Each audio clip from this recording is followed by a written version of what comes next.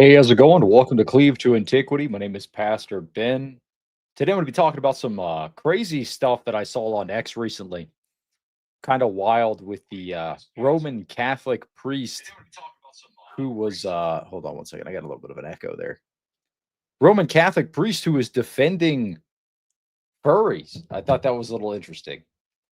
So we're going to talk about that. We're going to talk about the Jubilee situation with the Vatican, the LGBT event that's going to be happening in Vatican City, where they will have a bishop that basically states something along the lines of every Skittles Catholic should be able to receive the Eucharist and all sorts of other things.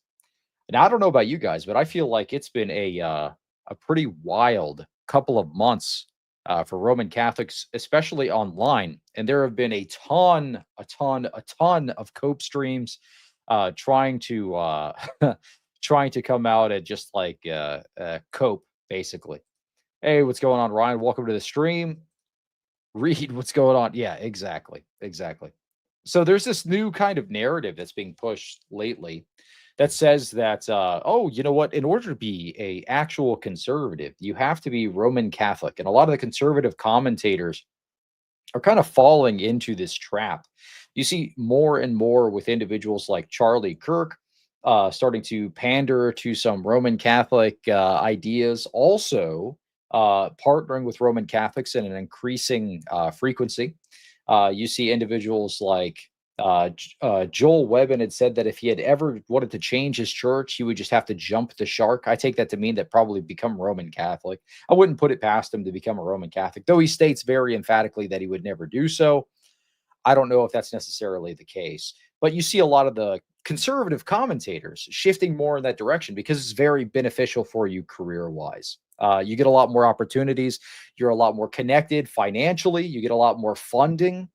I have actually been reached out to by several Roman Catholics, prominent Roman Catholics, wanting to support the show in some way and bring me onto a platform because they were confused and thought I was a Catholic guy. That's not the case. I might talk about the Vatican a lot. That doesn't make me a Roman Catholic. But it's not hard to see that making that kind of a change would result in some kind of like monetary increase career wise. You have a lot more career opportunities than you would maybe being a Protestant or an Eastern Orthodox. So it's not surprising to see a lot of these conservative commentators shifting in that direction. But what you really see when you actually look into a lot of these issues and you look into the life of the Roman Catholic Church and the things that go on in the hierarchy, especially in the Vatican, in the upper echelons, it is not conservative at all. And that is demonstrated in a conversation that was had on X between myself and a Roman Catholic priest. This Roman Catholic priest commented on my X post, which I will pull up here on the screen in just a moment, that basically said, you cannot be a furry and a Christian, which I think is a pretty basic statement to make regarding Christianity.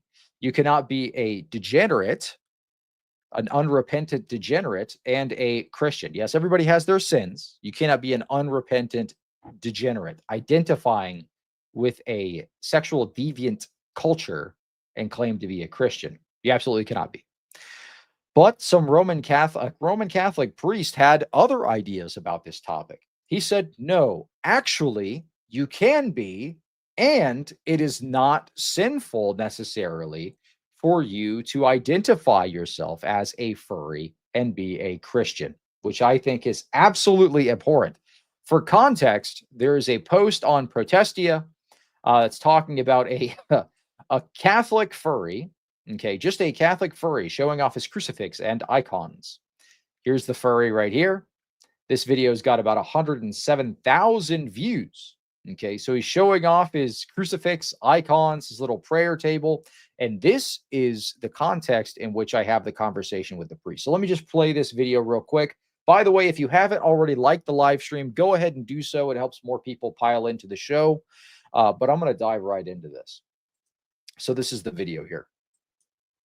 Hello, everyone. This is my home altar. Here you can see some of my prayer books, my crucifix, And if I squat down, you can see one of my icons. You can have a prayer altar at home too. Just make an intentional space. This book has the Liturgy of the Hours, my favorite. I want to invite you to come pray with me. No thanks, bud.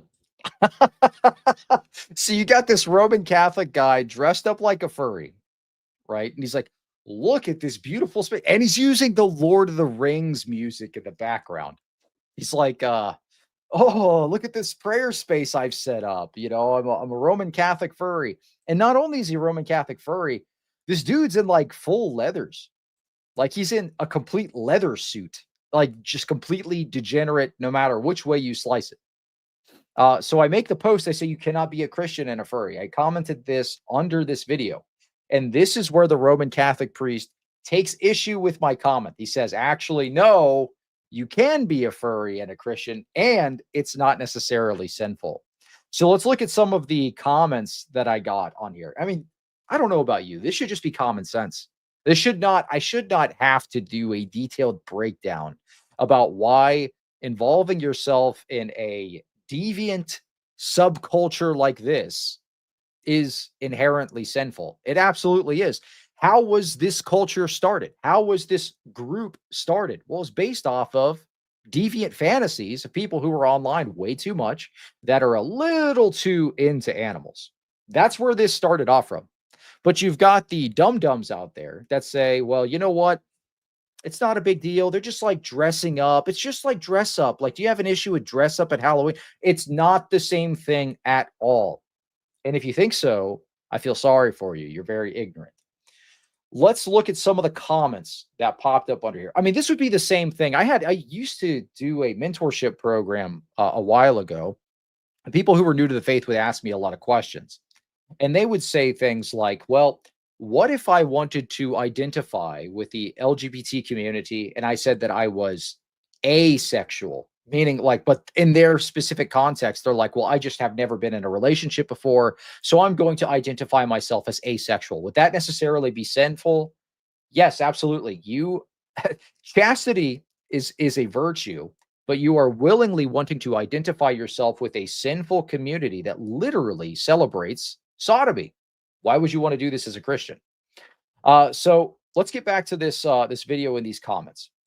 So let's check this out. Yeah, pray for the young children who get sucked into this life. Absolutely, I do think it's just this big, perpetual kind of grooming system. They get the children into this because they're like, oh look, animals are cool. We like the animes that have these types of things. So get into this, and then come to our conventions, and then they get groomed, and that's basically what happens. So the priests that are saying this is not necessarily sinful are culpable for the children that end up being harmed because of this subculture here. So let's look at some of the responses. So I say being a furry is intrinsically sinful, actually. Oh, you know what? Let me dive into the comments here first. Let's see. Is this where I commented here? Hold on. No, it's over here. Okay, being a furry is intrinsically sinful, actually. The comment I got back from Father Matthew P. Schneider says, being a furry is not intrinsically sinful. I would generally recommend against it due to the debauchery, often part of the furry subculture, but simply dressing up and playing make-believe is not a big deal. This is totally okay for Catholic Christians to do. If you want to be a furry, go ahead. But I would generally recommend against it because there are some sexual connotations, but it's not sinful. It's not intrinsically sinful. Now, I would completely disagree with this. And this guy is a Catholic priest here, Father Matthew P. Schneider, defending being a furry. Now, to his benefit, he does say that he would generally recommend against it due to the sexual debauchery often part. So as long as you're not participating in that part, it's perfectly okay for you to wear your fursuit and identify as a wolf, a fox, or whatever else weird nonsense these people are getting into today. Let's look at some of the comments here. Because these were insane. Hold on. Gosh. I'm getting some of this stuff mixed up. There was a guy, where is that guy? There was a guy that said that Paul. Paul was like the first furry or something. Where is that post? I need to find that. Hold on, give me a second. Okay. I think I found it. Okay. This is the original. I'll share this up on the screen. So here you go. Just a Catholic furry showing off his crucifix and icons. Absolutely nuts. So I say you can't be a furry and a Christian. So this is the responses I get. Oh, really? And he posts that dog head icon. Yeah, he's just trolling in this one. So I posted. Hold on. This was a wild response. Tell that to Paul. Tell that to Paul. To the weak I became as weak that I might win the weak. I have become all things to all men that by all means we should save some. So he's basically saying like Paul was a furry. So you should become a furry so you could reach the furries, basically. Tell that to Paul. It's not sinful to become a furry, I guess, according to this guy. I don't know, man. Where do you get this kind of stuff from? Like, this is shocking to me. Why are people defending this degenerate subculture? Yeah, anybody have any actual insight into this? I don't understand this at all. Tell that to Paul. To the weak I became weak that I might win the weak. I become all things to all men that I might by all means save some. So, like a serial killer, should I become a serial killer to try to reach serial killers? To a sodomite, should I become a sodomite to reach sodomites? That doesn't make sense. But this is your kind of trad. And here's pop culture. Chapter and verse. Where is it sinful? Chapter and verse. I send him First Corinthians 6:9-11, and then Exodus 22:19, which basically says if you lie with an animal, you should be put to death. Father Ananias, he actually streamed about this recently. He was like, so true. It's amazing this even has to be pointed out. And a lot of people posted the dog head thing. But I thought that was insane, though. The Roman Catholic Church, the priests of the Roman Catholic Church standing up for furry subculture. I mean, correct me if I'm wrong, but I think you would be hard pressed to find, like, I don't know, say like an Orthodox priest that would defend that kind of stuff. This sort of liberalism and nonsense seems to happen exclusively within the Roman Catholic Church, and obviously probably some mainline Protestant denominations. But this is just egregious. How do you defend, and especially on this post here? Here you can see some of my You've got the furry literally dressed up in a leather suit. How is this not blasphemous? The guy standing there is like, this is all my prayer books, and this is me dressed up as an animal and showing that I am a sexual deviant. There was somebody that said something. Oh, you know what? I think it was on the other post. Let me pull that up real quick. But there was somebody that said something interesting about some of the comments under there that was like deep in a thread. Hold on. No, not that. This. Let me pull this up real quick. I'm going to pull up a quote on this. All right, here you go. I'm going to pull this up here. Beauty of the Struggle says the subreddits blah. I don't even use Reddit. The sub-threads under your comment have been actually insane, extremely mask off. This guy says, let's go and read some of this. Not only are you being obtuse, but it's painfully obvious you're trying to be. Do you really think he's wearing skin-tight latex just to look like an animal? This guy's using that argument. Oh, he's just dressing up. Like, it's just dress up. He's just having fun. First off, an adult doing this is weird and degenerate. I think a general rule of thumb for Christians is don't be weird and degenerate. I mean, it's pretty common sense. Do you not know anything about the subculture? You're playing dumb isn't fooling anyone. And that's all they do when you discuss this kind of stuff. It's just like, la, la, la, la, la, la, la, la. This guy says about the guy, his kink is not central to the video. His what? So you're admitting that is the connotation of this subculture. It's not central to the video, nor does it hurt anyone. If anything, you hurt people by shaming them and turning them away from God. This got 3 likes and someone reposted, or I guess that might have been the repost onto my page. So they admit that this is the context, the connotation of this particular subculture. It is sexual in nature. It's disgusting, first off. No Christian can be a furry. The fact that a Roman Catholic priest is defending this stuff is ridiculous. I mean, but quite frankly, are we really surprised, though? Are we really surprised? Look at what's going on in the next 3 days. You go and look at what's going to happen at the Vatican in the next 3 days with the Jubilee celebration, the Pride, basically big Pride parade, a big Pride party at the Vatican led by Father James Martin. And the bishop that wrote Fiducia Supplicans is going to be administering the Eucharist to unrepentant Skittles Catholics at this Vatican Pride event. So are we really all that surprised when a Roman Catholic priest defends people's kinks, as this person says here? I don't even like saying that word. It makes me feel gross. Him in full costume, center of the frame, not central to the video. We're reaching levels of cope here that we didn't even know were possible. Yeah, anyway, so they just keep obfuscating. And they're probably liking this with like 3 of their alts, or maybe that Catholic priest is liking all this stuff. Who knows? But I don't know. Am I insane? Do I just live in a crazy world right now where this kind of stuff is okay? Oh, well, you know what? Here you go. So you have somebody here. Bro, it's not wrong to be a furry. Absolutely. Actually, it is. It's completely wrong. You cannot be, if you're an unrepentant sexual deviant,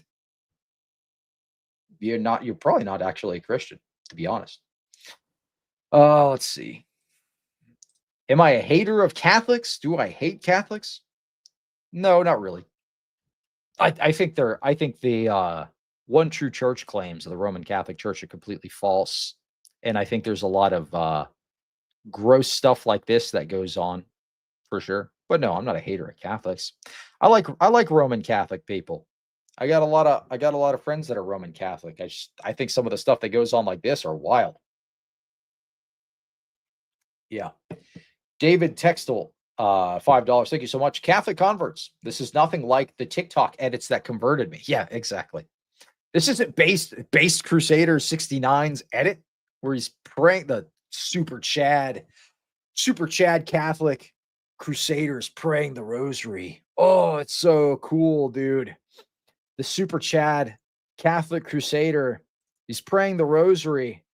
But then you get to the church and it's just like,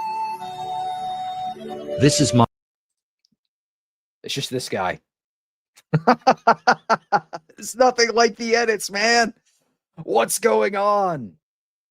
Oh, it's ridiculous, dude. You should review Padre if I haven't. Crazy stuff. Yeah, I'll take a look at it and see. That's wild. But yeah, absolutely. Why don't you? Yeah, exactly. Well, thank you so much for the super chat. But this is nothing new. This is stuff that's been going on in the Roman Catholic Church quite a lot lately. Recently in Mexico, a Roman Catholic bishop gave the Eucharist and concelebrated Mass with a lesbian Anglican priestess. Are you guys aware of this? It doesn't seem like many people are talking about this kind of thing going on lately. But this recently happened with a Mexican bishop who concelebrated the Mass with a lesbian Anglican priestess, even allowing her to give the homily, which is very shocking. Let me pull that video up here and we'll take a look at that and kind of dissect what happened there. Because this is nothing new. This is stuff that's been going on. And if you follow this channel for quite some time, you'll see that we cover this type of content pretty regularly. And a lot of stuff that a lot of other people don't talk about that often. So let's look at this. This is a Mexican bishop presiding over the Mass, concelebrating the Mass with a lesbian Anglican priestess, and he gives her the Eucharist. She even says the words of institution during the Mass and gives the homily later on.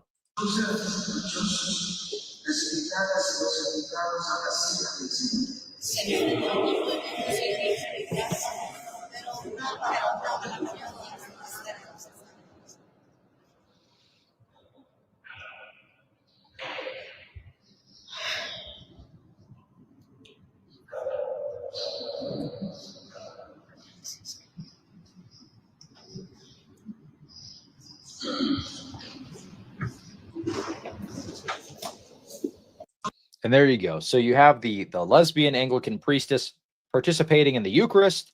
This is the Mexican bishop handing it to her. This was actually covered after I had posted this. This was retweeted by Michael Lofton, who ended up making a full video confirming everything that I had reported on previously. This video that I posted on X actually did pretty well. Yeah, Reason and Theology. Here you go. I have verified this is true. I will cover the video tomorrow. Lesbian female Anglican bishop celebrates mass with Mexican Catholic bishop consumes Eucharist. This video did pretty well on X. It got 116,000 views.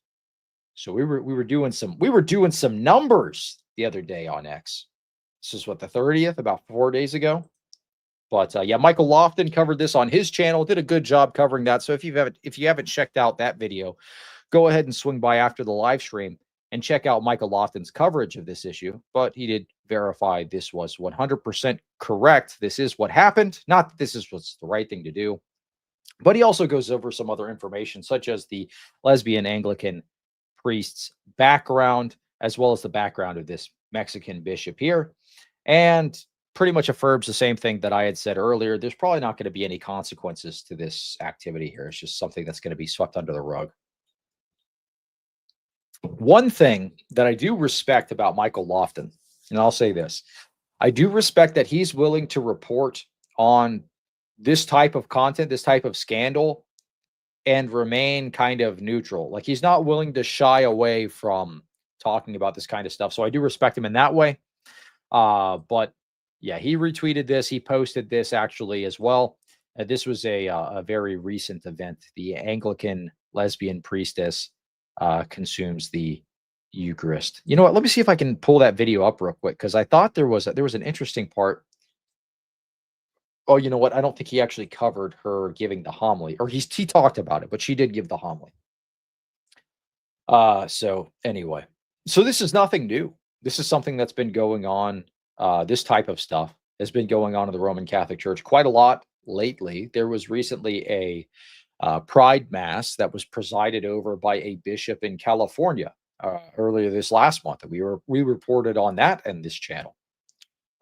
In the next 3 days, though, on September the 6th, you're going to see a LGBT plus pilgrimage to the Vatican.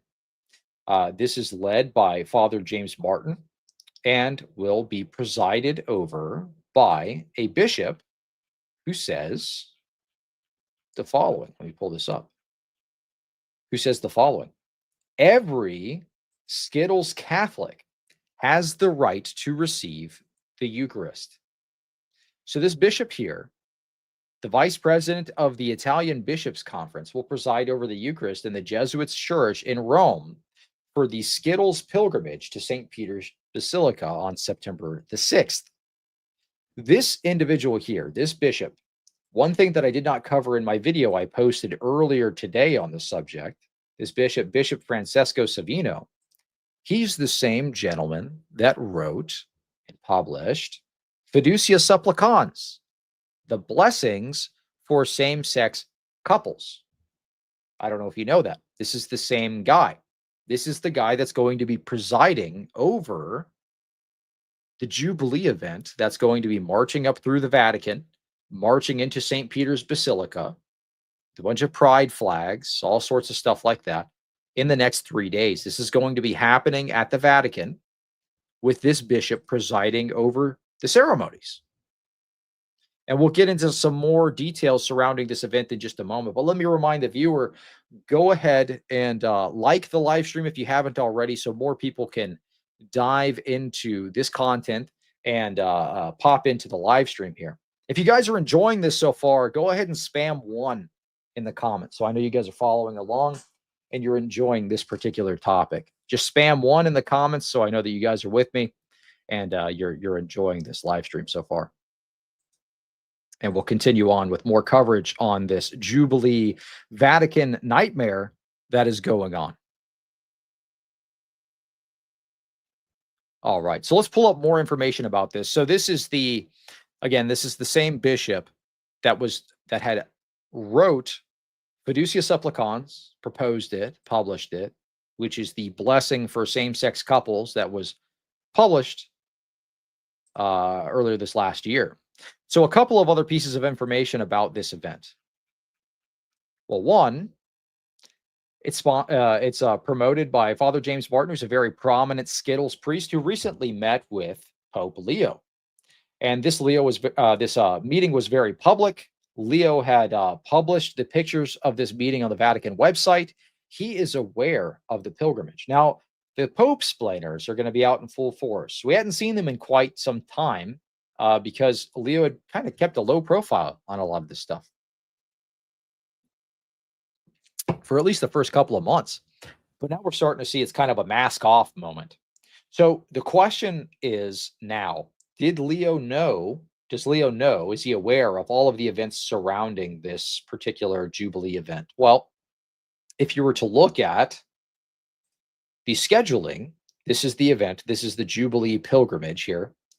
Pilgrimage, yada, yada, yada, whatever. This will be the LGBT pilgrimage on the 6th. Well, Leo is also scheduled to do a speech at the event. So not only is he aware of the event, the Pride event, he's going to be speaking publicly at this LGBT Pride event. Now, you might say, well, what's the big deal? We welcome people into church. We welcome these people in to repent, et cetera, et cetera. So we want to be supportive of them repenting from their sins. Well, that doesn't seem to be the intention when there's going to be a giant Pride cross at the event and Pride flags all over the place. Seems more like you're celebrating the sin than encouraging people to repent of this particular behavior. Another thing, so a couple of days ago, I don't remember, this was 2 days ago, okay.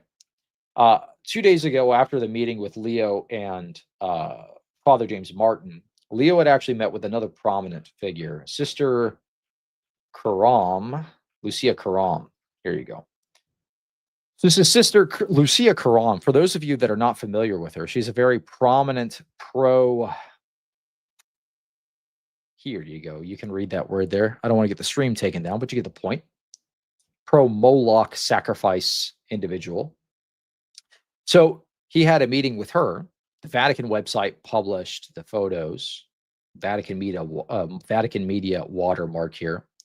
So they had a meeting on the same day as Father James Martin. Now, why does this matter? Why does any of this matter? Sister Lucia Karam published in an interview not that long ago that same bishop that's going to be presiding over the Jubilee Skittles event that said that all Skittles Catholics should be able to take the Eucharist, he said that bishop actually is Skittles himself. This is what Sister Lucia Karam said openly in an interview. So does this really surprise anyone that when the bishop presiding over the event is Skittles, he doesn't have an issue giving the Eucharist to people who are living in an unrepentant lifestyle that is like this? So none of this stuff is shocking. When you see the Roman Catholic priests defending the furry subculture, saying that it's not intrinsically sinful, when you see the bishops of the Roman Catholic Church that are presiding over these events announce their intent to give the Eucharist to unrepentant Skittles Catholics, and then you see the Pope himself scheduled to have speeches done, scheduled to and has had meetings with Father James Martin, Sister Lucia Karam, and other extremely liberal Roman Catholic figures. Does any of this really surprise you? We've seen stuff like this go on time and time again. We saw this in the Francis papacy. We'll see this again in the Leo papacy. So none of this stuff is new. This is all stuff that's been going on for quite some time. We saw it with Francis. We saw the Pachamama nonsense. We saw the Fiducia Supplicans controversy pop up. We saw all sorts of stuff. One of the previous popes actually wrote a book to be published after his death, in which he said that there are Skittles clubs, open Skittles clubs in Roman Catholic seminaries. This is a rampant problem in the Roman Catholic Church. So absolutely. So I don't know. This is pretty shocking to me, but really at the end of the day, not really. This is kind of part and parcel the Roman Catholic system. Seeing stuff like this, I'm surprised it took so long with this particular papacy for this stuff to start coming out. So again, you've got the Roman Catholic priest here that argues being a furry is not intrinsically sinful, uh, which is wild. I mean, let me know in the comments. Is anybody really shocked by this? We need to do a Catholic Reconquista. Hey, there you go. You'd be a redeemed crusader. Instead of redeemed Zoomer, you'll do a Reconquista of the Roman Catholic Church. The gates of hell have prevailed against Rome. You know, to be completely honest, I had published. It's an interesting comment there. I had posted something not that long before seeing this post. I had made a post here that said something along the lines of, if, I might not be able to see that. Let me go to my page and I'll find it. Sorry if the scrolling is obnoxious. But I said something like, I post way too much on X, dude. That app is fun though. Okay, here you go. If Leo said practicing Skittles Catholics could receive the Eucharist, would you remain Roman Catholic? What would you do? What would you do? Many Roman Catholics replied to this post. They said, it's impossible. That will never, ever, ever happen. That will never happen. One of the people that reposted this was Pine Sap, Roman Catholic prominent YouTuber, ex-account provocateur, the guy that was on Jubilee not that long ago, where he said, what did he say? He said, yeah, I'm a fascist. That guy retweeted this post, and he said, this would never happen. Pope Leo will never allow practicing homosexuals to receive the Eucharist. Well, here we are. You've got the bishop presiding over an event that Pope Leo himself is speaking at that announced his intentions to give the Eucharist to unrepentant Skittles Catholics. So what do we do from here? You said it was impossible. Literally a day later, I publish the information that voices the exact concern that you said was absolutely impossible. The bishop presiding over the event that the Pope will be at and will be speaking at, and has given them a church to participate this whole service in, by the way. He's announced his intention. Basically, he's going to be giving the Eucharist to all these guys that come on this pilgrimage. So, yeah. I mean, that's where we're at. That's where we're at right now. And we saw a lot more of this stuff under the previous pontificate, but this is where you start to get the Pope splainers coming out of the woodwork. So we're going to see a lot more of that in the next couple days here. You're going to get Pope Respecter, that guy, commenting his coal posts on all this stuff, saying, oh, you know what? It's not that big of a deal or whatever, whatever. So, all right. Well, I just thought that was interesting to cover. If you guys have any questions for me, we'll do like a Q&A section. I'll keep yapping about this stuff here. But hey, if you guys want to support the channel, send in a super chat. It helps me get more books. I'm diving through the Pelican set right now. I just read through part 1, but it helps me sharpen up my arguments and do more of these debates here. You want to see me do more Roman Catholic debates? Help me sharpen up my arguments and get more books. Send in a super chat. That'll help me do so.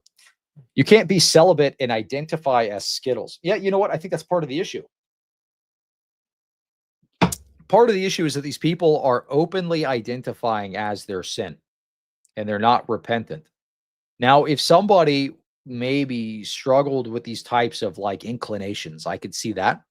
But you were still repentant, like you're struggling with it. You're fighting against your temptations. You want to be celibate. You want to live a life that's honoring to God.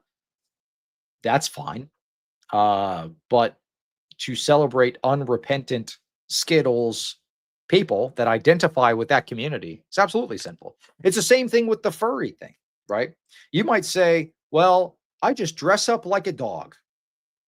I just dress up like a dog It's not that big of a deal. It's like some weird nonsense that people are doing or whatever, but I'm not involved in any of the degen stuff. Well, you're still sinful because you're identifying with a community that is involved in that type of stuff and that affirms that type of behavior. I mean, dude, we have Father Deacon Ananias was saying this in his stream earlier today. There's literally schools where they have kitty litter in there because these kids are identifying as cats. So you're saying this isn't sinful? Roman Catholic priests saying this type of behavior isn't sinful? You've got schools with litter boxes for kids. This is nuts. This is a slippery slope.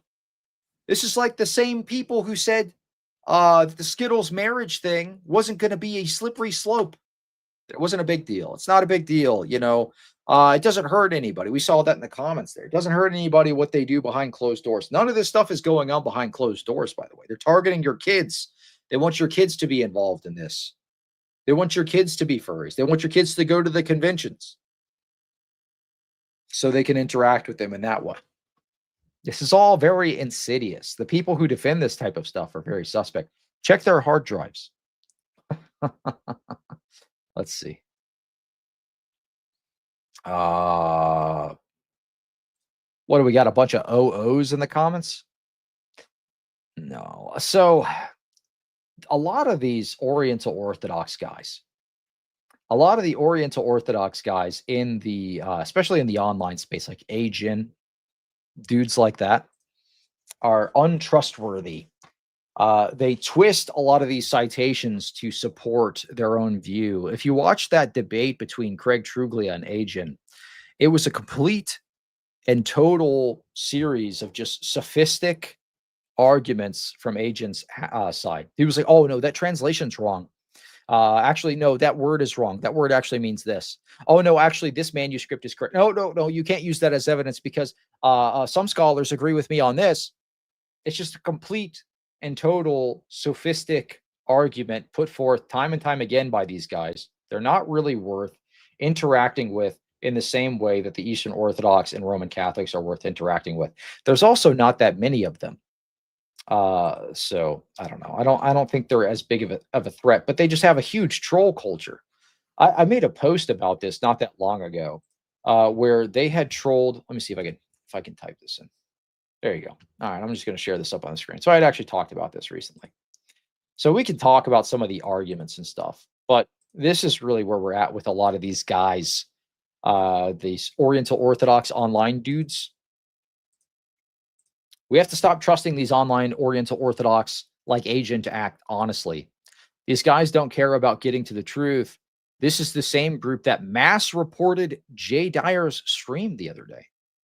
This is the same group that hijacked the GG redirect name for Father Deacon Ananias's Discord server, so people wanting to learn about Eastern Orthodoxy could get redirected instead to an Oriental Orthodox server. Now they misrepresent Craig Truglia and attempt to slander his character and apply bad motive to him. Shameful. And we see this time and time again with these Oriental Orthodox anonymous accounts. What they do is they'll make a bunch of sock accounts, like fake ones. It's the same couple dudes doing this too. And they'll spam your comments or something. Or they'll mass report your streams and get your streams taken down if you talk bad about Oriental Orthodoxy. Now, granted, in real life, a lot of the Oriental Orthodox guys are actually really nice. It's these online dudes that got popular from TikTok that are absolute scum, and you shouldn't deal with them, to be honest. This is the thing, though. If you're going to look at this kind of like, hold on. But I don't know. Maybe that's all I should say about this, though, because I don't want to be too hard on this dude, because I don't know him personally. I know his fans, and his fans are rough. I saw Agen interact in that debate with Craig Truglia, and his argument. Honestly, dude, I could do the same thing in debates, but that would be completely dishonest. It would be like me saying, okay, if I was going to debate, say, like the sinlessness of Mary or something, and I take, I'll pull this up on the screen just so you can see. Sub tuum presidium. And I'll just so I can show you how to see through some of these sophistic arguments that are put forth. All right. So let's say I'm debating the sinlessness of Mary. And let's say I take the position that Mary actually wasn't sinless, that she did sin or something. And I want to argue that from the historic perspective. If I were to argue like Agen did in that debate, I could do something like this. I'm going to add this to the stage. And I'll zoom in so you can actually read this. So this is the wiki page for Subtuum Presidium. This is usually used as the earliest reference to sinless Mary, that Mary is sinless, because this hymn says she's sinless. Okay. So let's look at this. This is also a prayer to Mary, typically dated to 250 AD. So let's look at this. I could put forth an argument that would be dishonest, similar to this. The earliest text of this hymn was found in a Coptic Orthodox Christmas liturgy. Ryland's Papyrus 470 records the hymn in Greek and was dated to the 3rd century. So you have some scholars that date it to the 3rd century. Okay. Then you have some scholars that date it to the 4th century. Okay. Then you have some scholars that date it all the way to the 7th century. If I were to argue like Agen argued in the debate that he had with Craig, it would be every time somebody tried to reference a 250 AD date here, okay, and say, well, you know what? Some scholars have dated it to 250 AD. It would be as if I cherry picked the scholars that agreed with my position that this is a later innovation, and I said, no, actually, it's an 8th century innovation, and that's the only thing that could possibly be true. So I'm going to hand wave and dismiss all of your arguments because I'm going to cherry pick the scholarship that agrees with my position and disregard everything that you put forth on your side. So ridiculous. But anyway, just so you can see through clearly these types of sophistic arguments. I'm not saying sophisticated. I'm saying they're arguments made by sophists.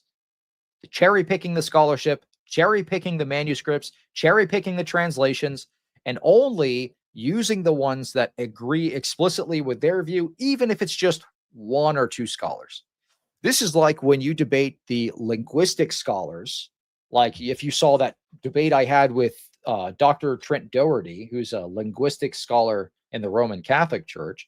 This is why when you debate linguistic scholars, they'll focus on potential translations of words and usually end up being crazy heretics in what they believe, or they end up affirming some kind of like Skittles or something. Usually the linguistic guys that try to go with fringe scholarship end up being wackos. So yeah, I mean, this is a common strategy by people that don't have any real argument here. Now, again, I am not the foremost Oriental Orthodox expert out there. There's guys that can debate this stuff way better than I can, that can articulate this stuff way better than I can. But even I, watching that debate, could see through super clear, almost transparent, exactly what Agen was doing. And it's not hard to be a one-issue debater. If you're debating one issue over and over and over again, oh, I'm going to debate Chalcedon. I'm going to debate Miaphysitism.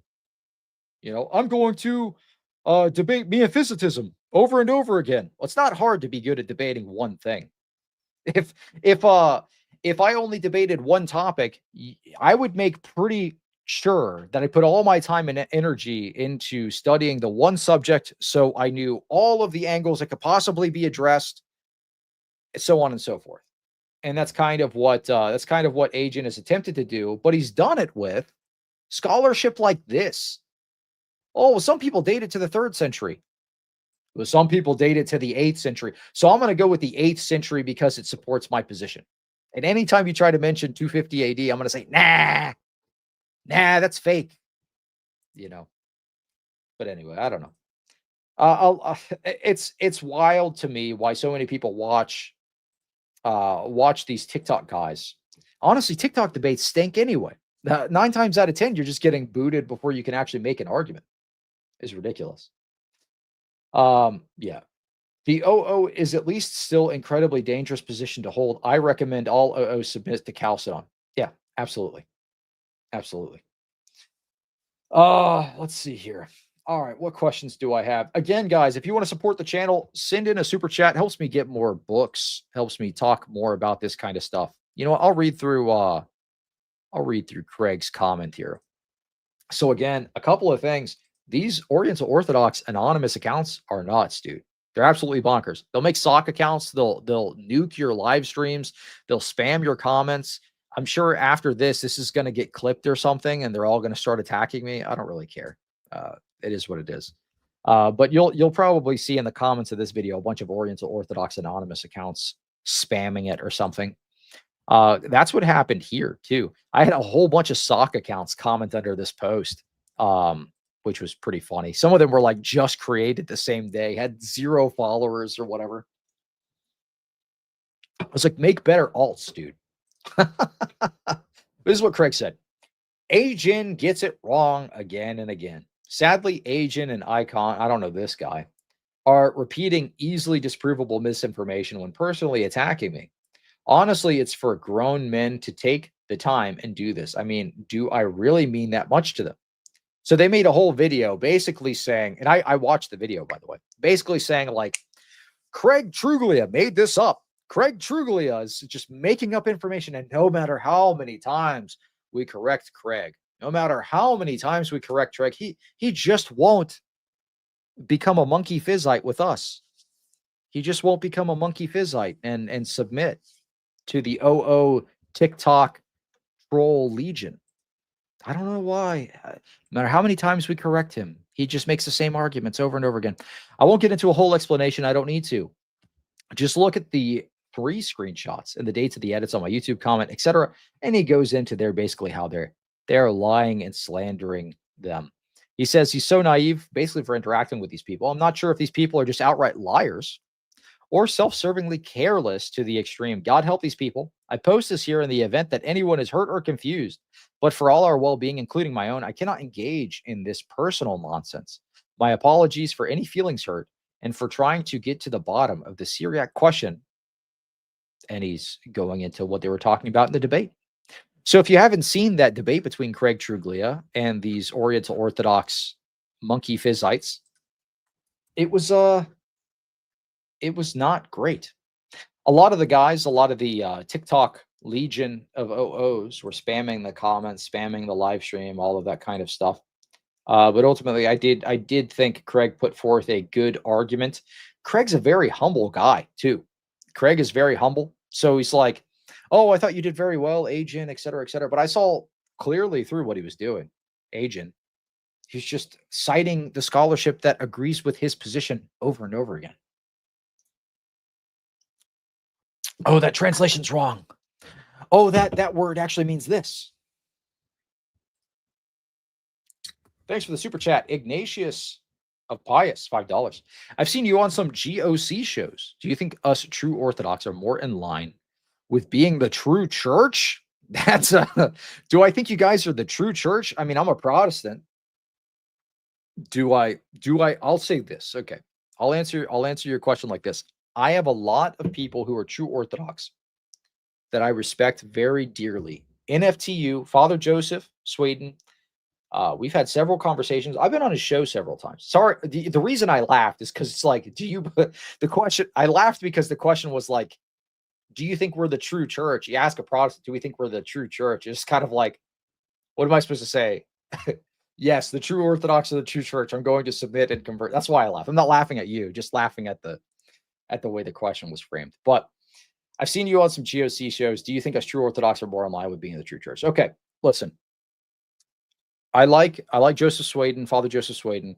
Father Boniface is going to be on my show tomorrow, debating ecumenism. I've got a lot of true Orthodox guys that I'm close with, that I'm friends with. I think a lot of this stuff is very interesting to discuss. I do respect true Orthodox guys quite a bit. I got a lot of love for them. That's pretty much where it's at. I mean, we have our disagreements. Obviously, I'm Protestant, right? I'm not a true Orthodox guy. But like the GOC page on Twitter follows me, and we chat back and forth, and we're pretty tight. You know what I mean? Like, it's not like I'm not at odds with a lot of the true Orthodox guys. I have them on my show all the time. I have them doing debates, and I'd like to have more and more true Orthodox guys on my show to have debates. So I think that would be kind of cool. Let's see. There's also a lot of Eastern Orthodox guys. You would call them World Orthodox that I respect. and have had on my show before, just like Craig Truglio. This would be my question, though, for the true Orthodox guys in the chat. What would it take at the end of the day for the GOC, the genuine Orthodox Church, to heal the schism, to rejoin the mainline Orthodox? Let's say, I mean, the most conservative Orthodox group out there right now is ROCOR. What would it take for the true Orthodox to rejoin ROCOR? That would be my question. I had a conversation with a true Orthodox guy not that long ago about the 1980 anathemas against ecumenism. And one of my things that I pointed out was that this particular anathema anathematizes branch theory specifically, not all forms of ecumenism, but specifically those who hold to branch theory. ROCOR proper doesn't actually support branch theory, but I guess the issue would be is that they're a part of the World Council of Churches, and the World Council of Churches is an ecumenical movement.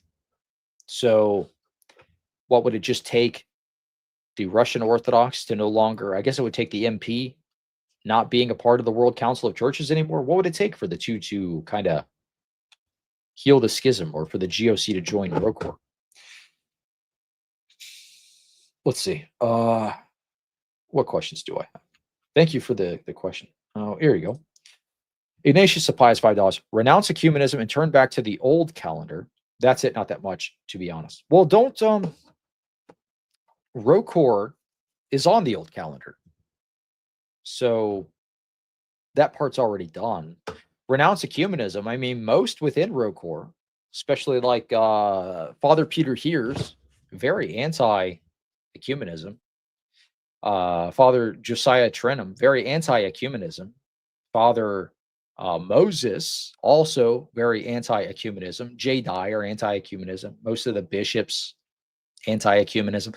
You might be able to point to some examples from like the MP, right? Like Kirill himself has made some conciliatory statements towards Muslims, but typically they have a pretty anti-ecumenist attitude. I guess maybe the issue would be the MP question mark with some of the statements that were made there.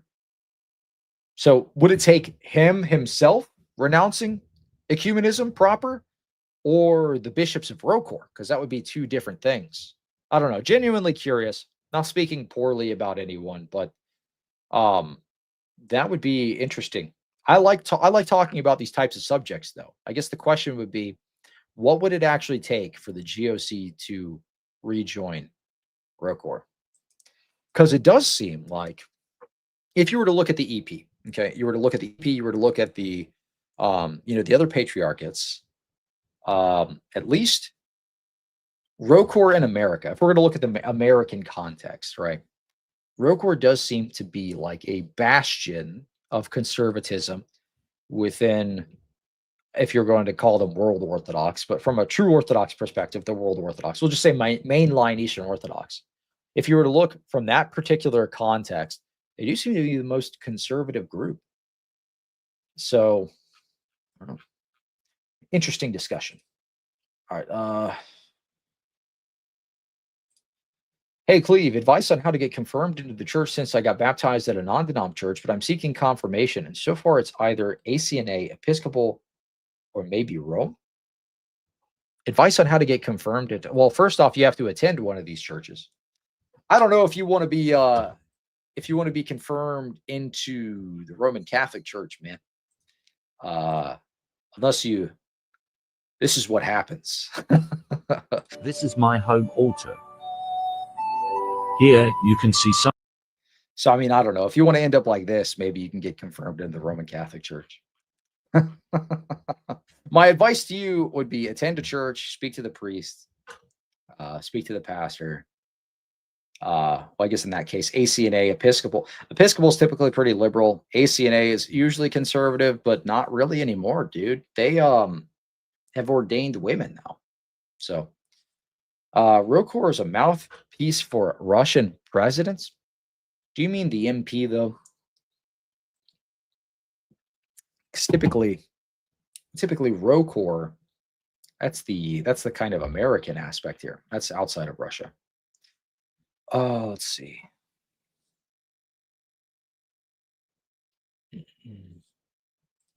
Being on the wrong calendar damns you to hell. That's one of the true Orthodox distinctives.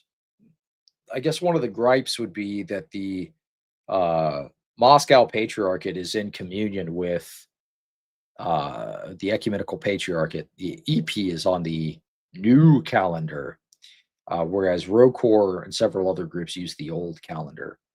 But I would just say, like, well, if Rokor is already on the old calendar, what prevents you from rejoining them? Is it just that they're in communion with the EP? I don't know. Let's see.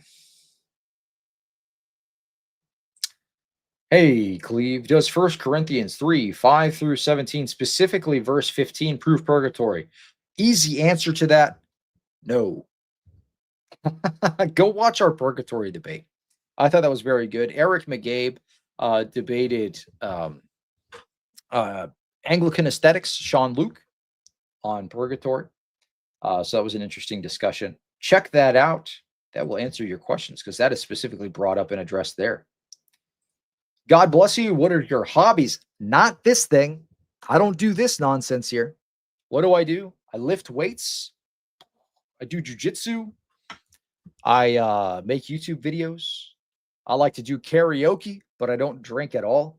But I do karaoke. What else? Lift weights, do push-ups. I like to read books, read theology, debate people. A very argumentative person. I like to pray. My 1662 Book of Common Prayer.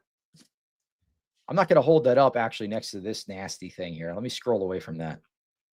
He's talking about prayer books. I don't want to look at that either. You know what? Let me do this. I like to pray this thing right here. My 1662 Book of Common Prayer. I like to chant the Psalms. It's a nice hobby there. I like to debate Roman Catholics. I like to talk theology. I like to talk about apologetics news. That would be some of my hobbies there. Video games are kind of boring. I don't know. I don't really play video games anymore. Do a lot of church stuff. Do Protestants believe in invincible ignorance? It's a strange question because usually in the context of invincible ignorance, it's like ignorant to the one true church thing. So no, because we don't have one true church claims. What was the last fiction book I read? I just read Crime and Punishment by Dostoevsky. I just finished that recently, actually. And then a couple of days after that, I read the first Pelican set. By the way, speaking about books, if you guys want to help me buy more books, consider sending in a super chat. I do have a super chat goal, 10 super chats by the end of the live stream. If you want to help me hit that goal, super appreciated. And we're going to have a debate between a true Orthodox priest and a Roman Catholic guy on should Christians be ecumenists. That's going to take place tomorrow. So if you haven't, go ahead and like that live stream ahead of time. That'll be a blast. That'll be a real interesting debate. Let's see. Question: why am I Protestant, not World Orthodox or TO? What's stopping you? Well, what's stopping me currently is I attend a Protestant church. I hope that answers your question. Let's see here. That's funny. All right, what's something positive you'd say about Eastern Orthodox and Roman Catholics? Okay, Eastern Orthodox, very conservative. I dig that. Roman Catholics, a lot of conservative commentators are Roman Catholic. And I think I don't even want to say the aesthetics are better, but I'll say, because the church, when I talk about Roman Catholicism, I'm not talking about the historic Roman Catholic system or church, because they've done a lot of good things historically. But in modernity, it's a bit of a mess. So I guess some of the nice things I'll say about Roman Catholics. Oh, you know what? I'll say this. Roman Catholics have a good support system. They support their creators. Their church actually encourages their creators to post more. That's why you have so much more of these Cope streams.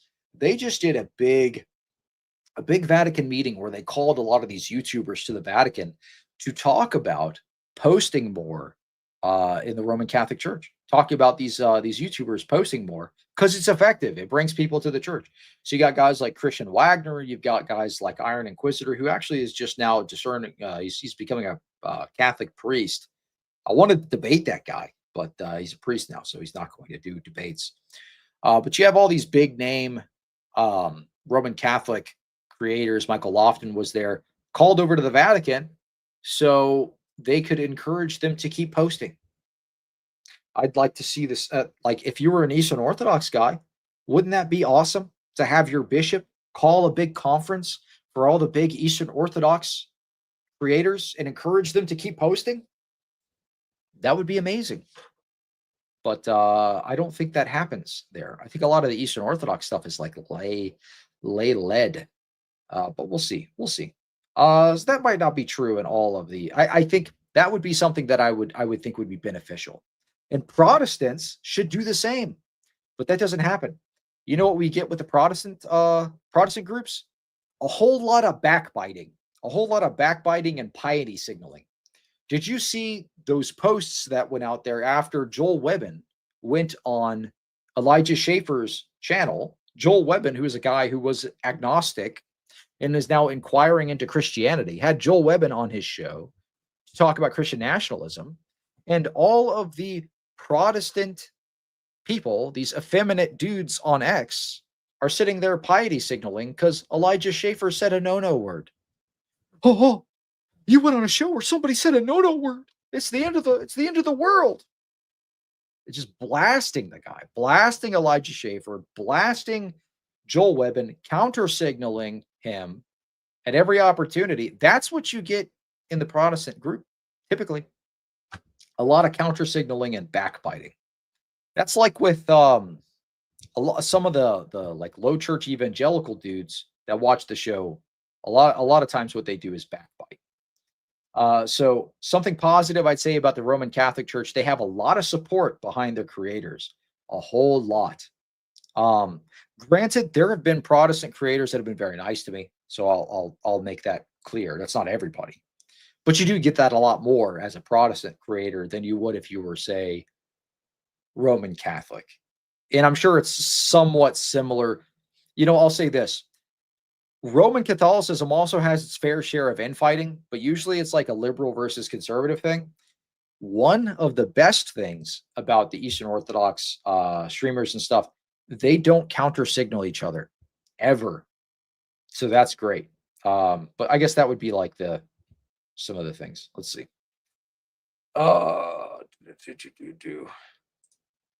Yeah, I was. Okay.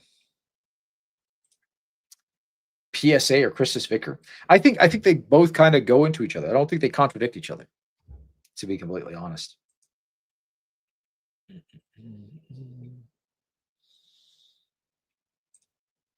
Question. I am writing an apologetic letter to a classmate of mine. It's called An Argument for God, a Defense of Basic Doctrine. I'm arguing for the existence of God in the afterlife. What should I write? God is real. IZ is real. Believe that. You best believe that. That's what I would say. That's funny. Let's see.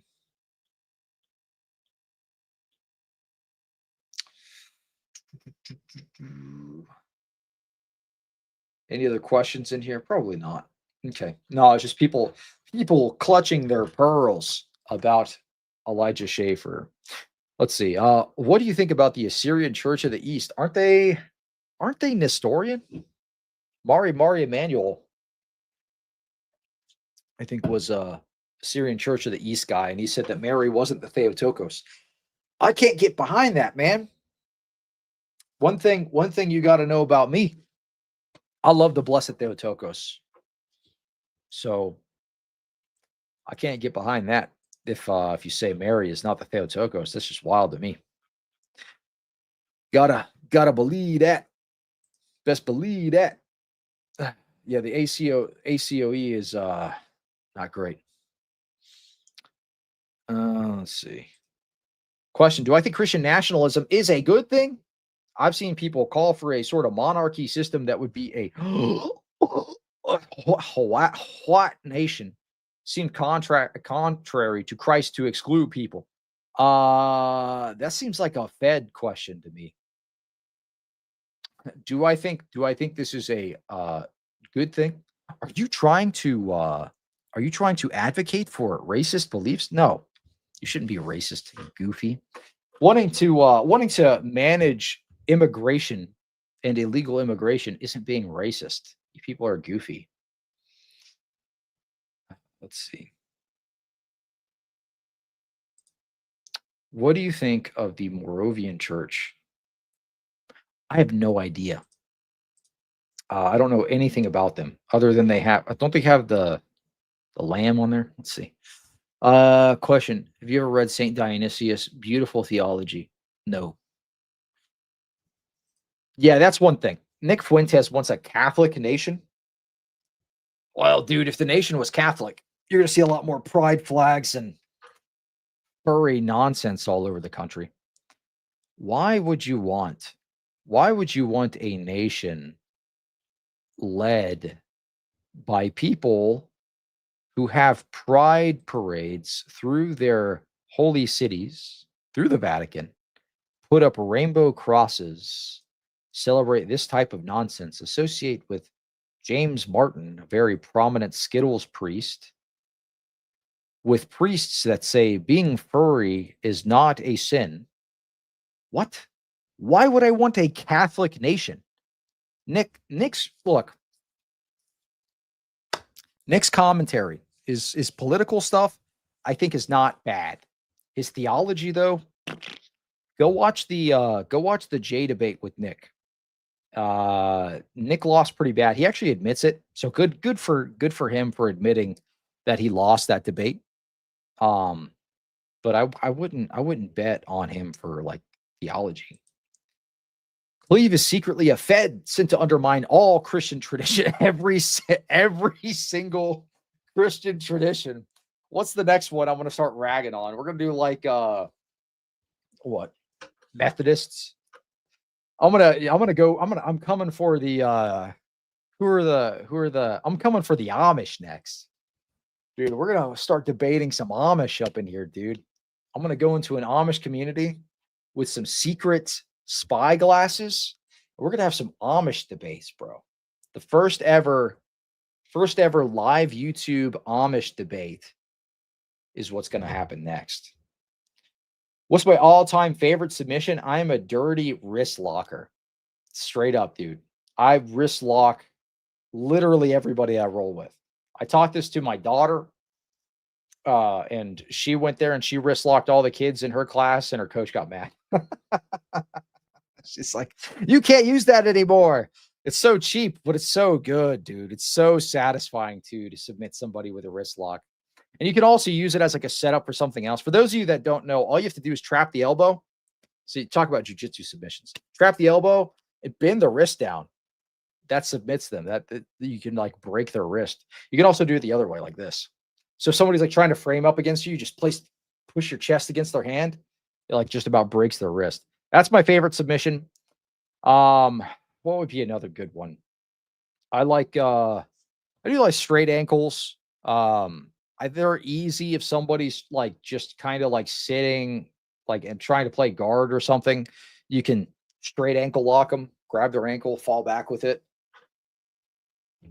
Just be careful with the leg stuff, but because that can hurt.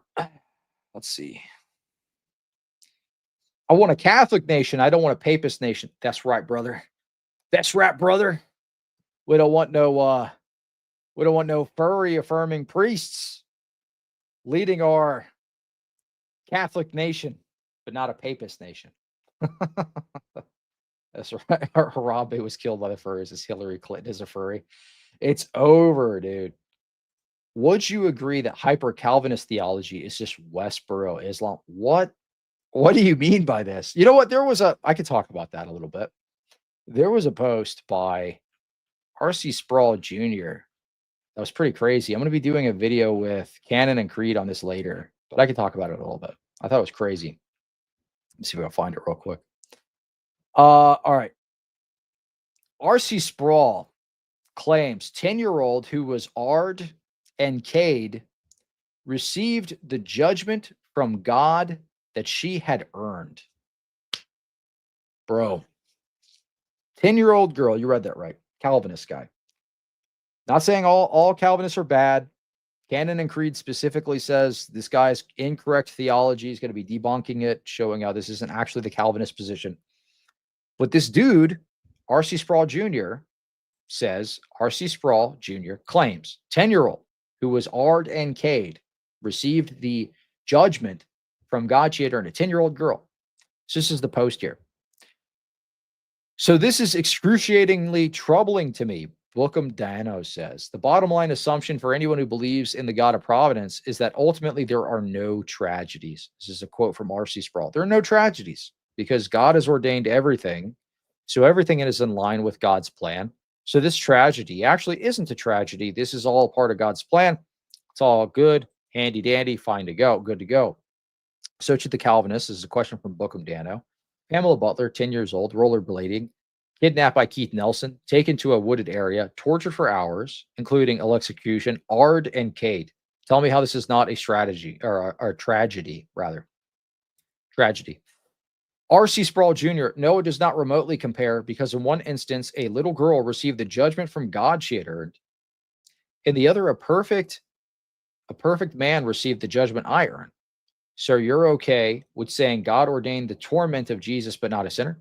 So he says she received the judgment from God she had earned. So she put this on herself, according to R.C. Sproul Jr., which is cuckoo bananas, insane talk there. But Cannon and Creed is going to come on the show to break down why this isn't correct from the Calvinist position, go through some of the mistakes that R.C. Sproul had made.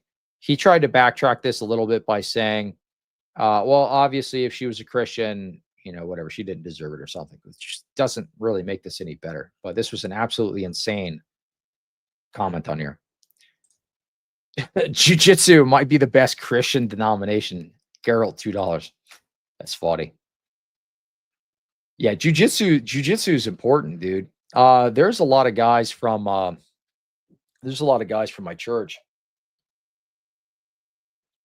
that do jiu-jitsu. Actually, my coach, the owner of the gym, was a member of my church. Black belt. And then we got another black belt that was a member of my church. I'm a blue belt. You know what's wild? Those of you might not know. Before Trent had the thing with his wife, that was very unfortunate with the brain cancer and stuff. We'd actually chatted for a bit. And Trent Horn, a Catholic apologist, we had chatted for a bit. We were kind of like, I'd made a post on X. I was kind of joking, like, oh, all the future debates between Catholics and Protestants will be settled by jiu-jitsu. Like, we're just going to do like jiu-jitsu tournament to settle these theological issues. And he's like, you know what? He deemed me. And he was like, yeah, actually, that would be really cool. let's set up some time. It would be awesome if you come over to my studio and do some jiu-jitsu with me and we can debate. So that was something we had actually planned on doing, like a jiu-jitsu thing. But I don't know if that's still going to happen with the stuff going on with his wife. Make sure you keep her in prayer, by the way. The last time I had heard anything from him on that was on his posts that he had made on X and on YouTube, saying that his wife was still having issues with speech. She had brain cancer, had surgery. We did a couple of things where we were talking, making sure everybody prayed for her and stuff. But keep her in prayer because she's still recovering from that, which really sucks. As somebody who has dealt with cancer, it's not fun, dude. It really sucks. But that would have been really cool to do that with Trent. Just two blue belts. I mean, granted, like, I think he does gi, so I'm a no gi guy. So I mean, I'd have to buy a gi and learn some of that. He'd probably just lapel choke me in 2 seconds because I'm not used to it. But I would do it anyway. It'd still be fun. Yeah. Yes. Join the dark side with the wrist locks and ankle locks, dude. I'm so cheap with that. No joke. I just wrist lock everybody. Let's see. What comes to it? Yeah, yeah. Sproul Jr. set Calvinist back several decades in the culture. Yeah, I believe. I believe that. Hey, Cleve, I'm actually about to head out to jiu-jitsu soon. Powerful Protestant gang. That's right. Y'all need to make sure to lift weights, be based, go outside, get big muscles, take protein. Look, all right, Christians, you have to lift weights. Lift weights. If you're not lifting weights, if you're not taking creatine, if you're not taking protein, take whey isolate, get jacked, have big muscles, be able to protect your family. This, if you watch my channel, if you're a fan of this channel, I expect every single one of you to lift weights, get super jacked. It is your Christian responsibility as a man to be able to defend your family and take care of your body. So lift weights, dude. Big muscles. Let's do it. We're all going to make it, man. Hey, man, I'm Orthodox, but I still really appreciate enjoy your content. Hey, thank you so much, dude. Appreciate you, man. Got a lot of Orthodox in the chat today. Orthodox gang represent. Jiu-jitsu is where I try to convert Mormons. You know what, dude? I have a lot of evangelism talks and a lot of theology talks at jiu-jitsu. I had a buddy of mine that used to go to my gym. He was a Greek Orthodox guy, and we would debate, and then we would roll on the mats. It's just kind of like a cool culture. Also, we talk to people about God and stuff like that. Some guys from jiu-jitsu have actually started coming to the church. Praise the Lord, give them the gospel, choke them out, get them in that rear naked choke. I'm not letting you tap until you accept Christ. No, I'm just kidding. That would be bad. Yeah, that's a good way to evangelize. Get him in the chokehold. Well, if you want to tap, say Christ is Lord. That's it. I'm not letting go. That'd be rough. Boxing and Muay Thai are much better. You know what? I had a buddy that was super into Muay Thai that went to my church for a long time. Good buddy of mine, Tim, and he did Muay Thai. My gym has a Muay Thai gym like combined with it, like on the side or something. And he would go and do the classes there and stuff. It's not for me, man. I like striking and stuff. It's fun, but I got like a jacked up disc in my spine. So all the jarring, like twisting motion like that just messes me up, bro. Like I can do jujitsu. It's kind of like low impact. But I stay active, but I do have like a degenerative disc. So doing all that twisting stuff in Muay Thai, like all the striking, like you're striking with your hips, you're like, rotating constantly. It's just like the constant jarring motion really bugs me. Let's see. This is exactly the collab I was hoping for on this topic. Also looking forward to Keith Foskey condemning it. Keith Foskey's a cool guy. I really appreciated him coming on the channel to do the memorialism bit. I got to say on that other video, the second one, the infant baptism one, I was like sitting there, like gripping my desk, like, must not debate Keith right now. But it was a good chat. Let's see. Let me scroll through this again. Any other questions? Any other comments in here? I'm gonna go through some more stuff in X because this is really a hotbed. There's all sorts of craziness. So again, RC Sproul Jr. I'm going to be talking about this on Friday. RC Sproul Jr. basically says his 10-year-old girl deserved, what happened to her. She was Ard and Cade. This was the judgment she deserved. Dude, what a good way to make sure nobody wants to become a Calvinist.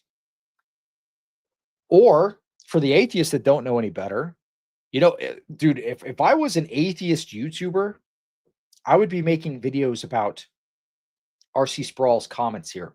If I was, who's that guy? Alex O'Connor, I would be making videos about comments like this from Calvinists quite often, if that was the case.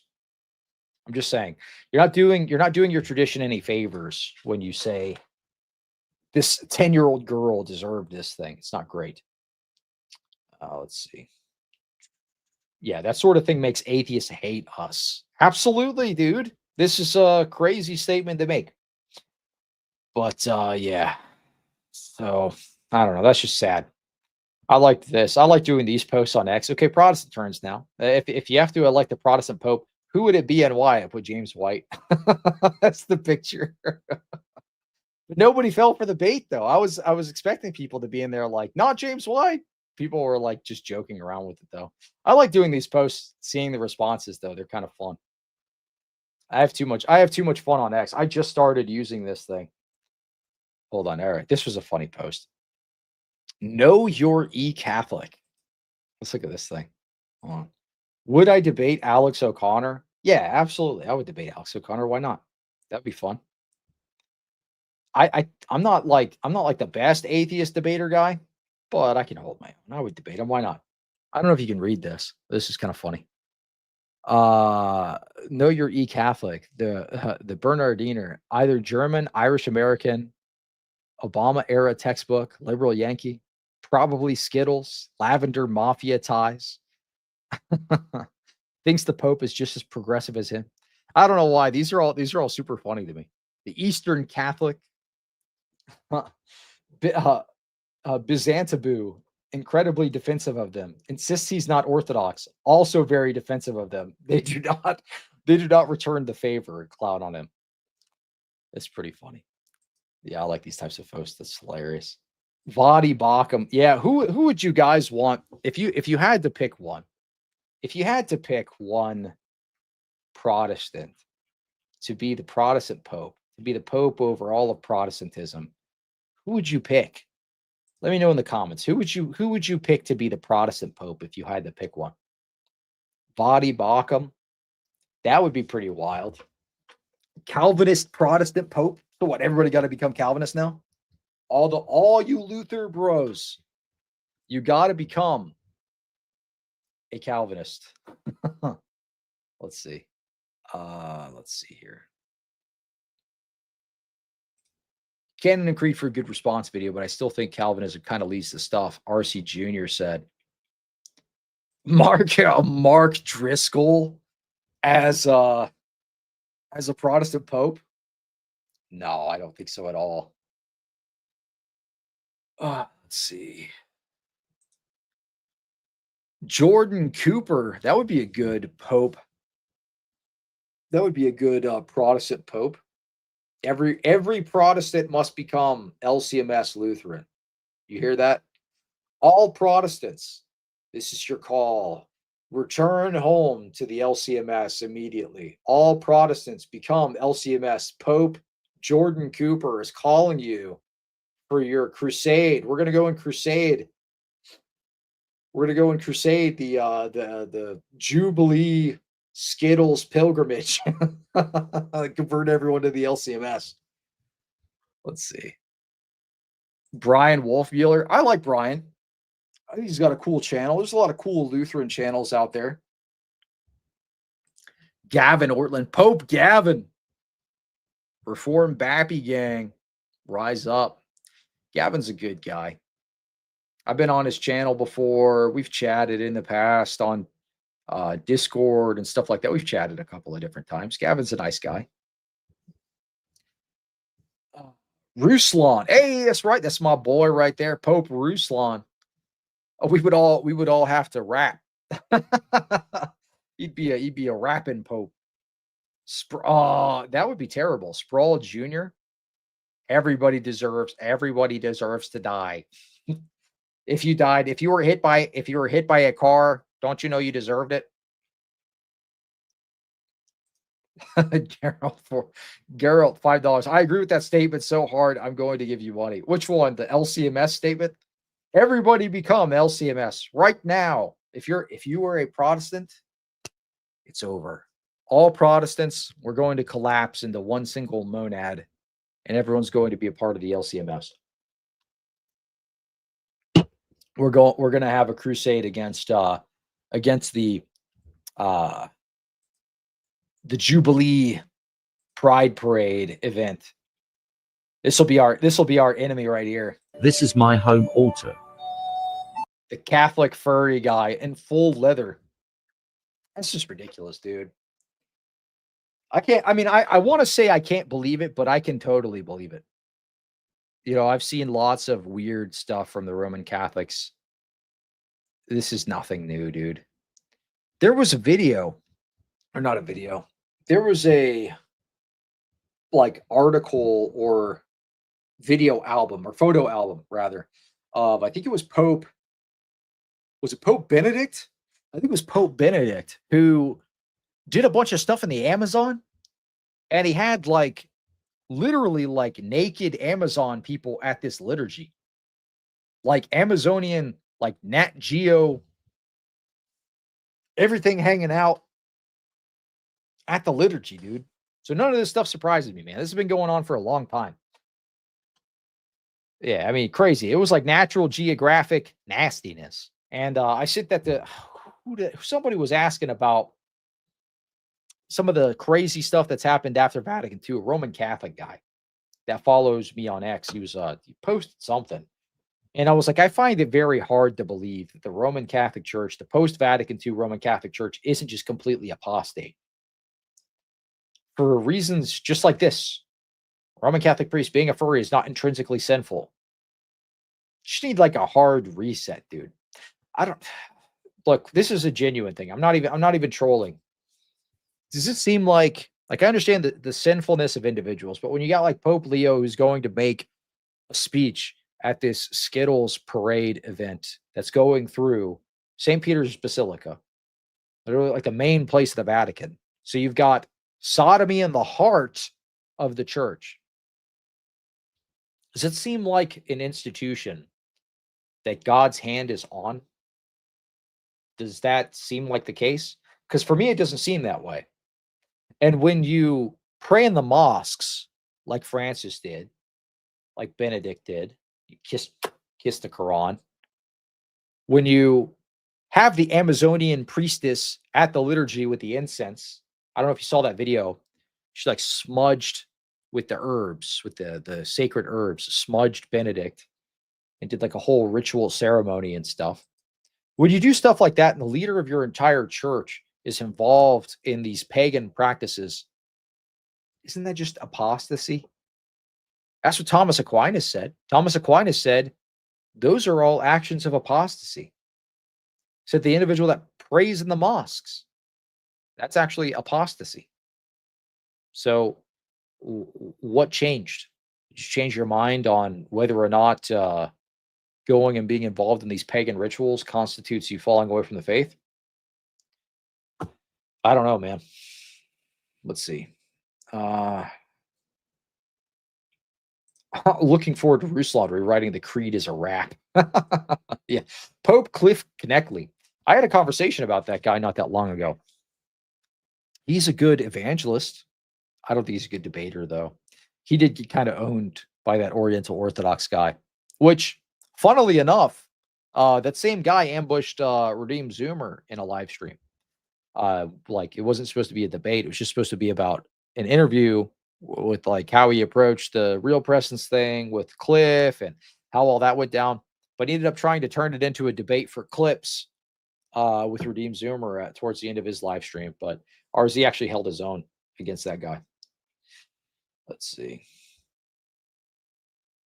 Yeah, Furry Freak. It ruined the Lord of the Rings soundtrack.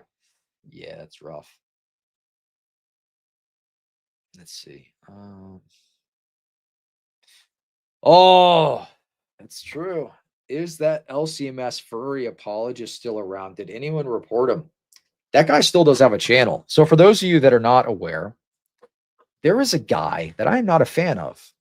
There is a LCMS Lutheran pastor, and this is his channel. I'm going to pull it up. And we're going to talk about this guy for a moment because you just reminded me about this. So my LCMS friends, go get this guy. Go get him. Let's see. Christian Combatives. That's the name of his channel. Christian Combatives. Let me type in furry. Yeah, let's take a look at this. And I'll stop sharing this screen. I'm going to start sharing my YouTube screen. Let's take a look at this.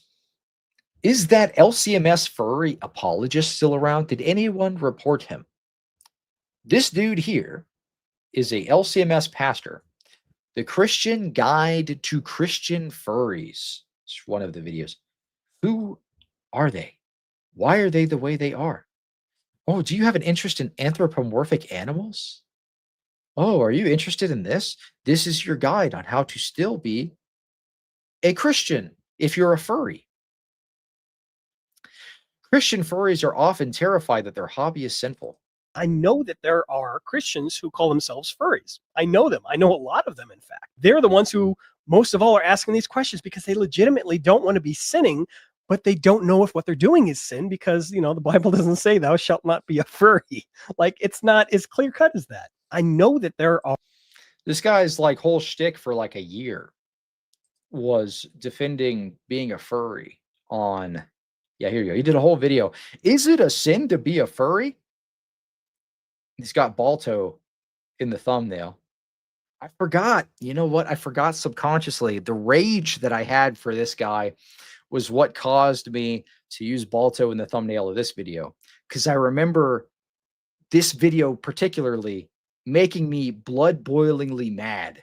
Because obviously, the end result to this video was he said, no, it's not a sin. It's not a sin to be a furry degenerate. And this is an LCMS pastor, this guy here. Let me see if I can skip to the pertinent portion. So, I mean, obviously he said the standard like thing. Oh, actually, like if you're doing the sexual stuff, it's bad, but just being a furry isn't a big deal. Let me see if there's a timestamp or anything. But this is a legitimate question that I would like you to ask yourself. Why is it important that you identify yourself with this title? Okay, so he brings out the title if that could possibly be an issue, but just being interested in anthropomorphic animals or something. What is to be gained? What is the Let me skip to the end. Where's the because he tried to be nuanced about it. He was like, if you're not involved in the degenerate sexual side, then it's not a big deal. But if you're just like you really like animals and you want to be a furry or whatever. I don't know, who are furries or who call themselves furries or whatever, but go seek out some Christians. Surround yourself with Christians. And obviously, go to church. You should be doing that. You should be surrounded with Christians, not just in your online communities or whatever, but obviously in person. You shouldn't be alone trying to figure out how to cling onto your faith in surrounded by all these distractions and temptations and stuff like that. Yeah, just strange, dude. For those of you who expected me to do a 5-second long video, you can feel free to take this next clip completely out of context and then paste it whenever anybody asks the question about furries. You probably expected this response. Is it a sin to be a furry? Yes. And the wages of sin is death. So go ahead and take that out of context. I hope you enjoyed the video. I hope it answered the question. And now he's kind of trolling there though, because the rest of this video was to say yes. And he's had several videos talking about being a furry or having an interest in anthropomorphic animals in this particular lifestyle. But yeah, I don't know. That guy's weird, man. Let me see.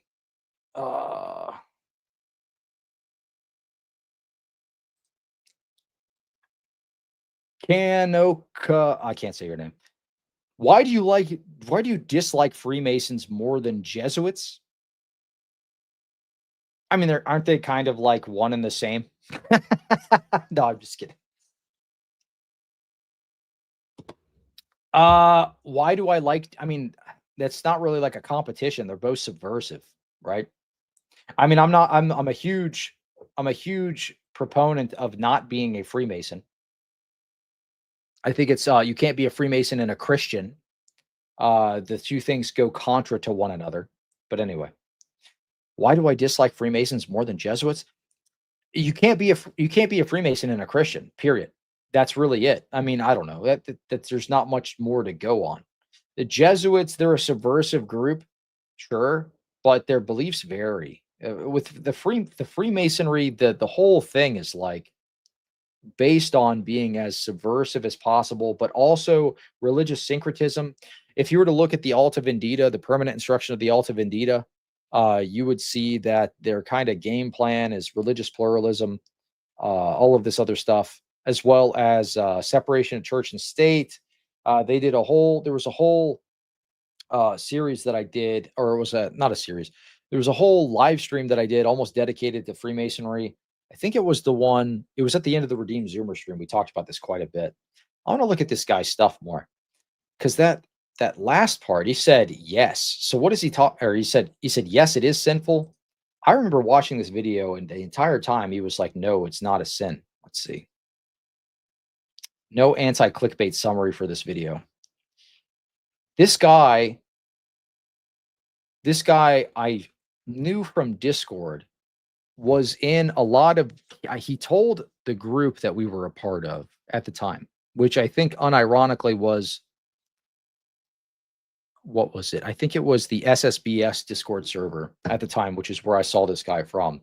And he said, and he was bragging on there, that he was a part of a lot of different furry Discord servers, and he would talk to them about Christianity, this dude, and would, I guess, minister to these particular people.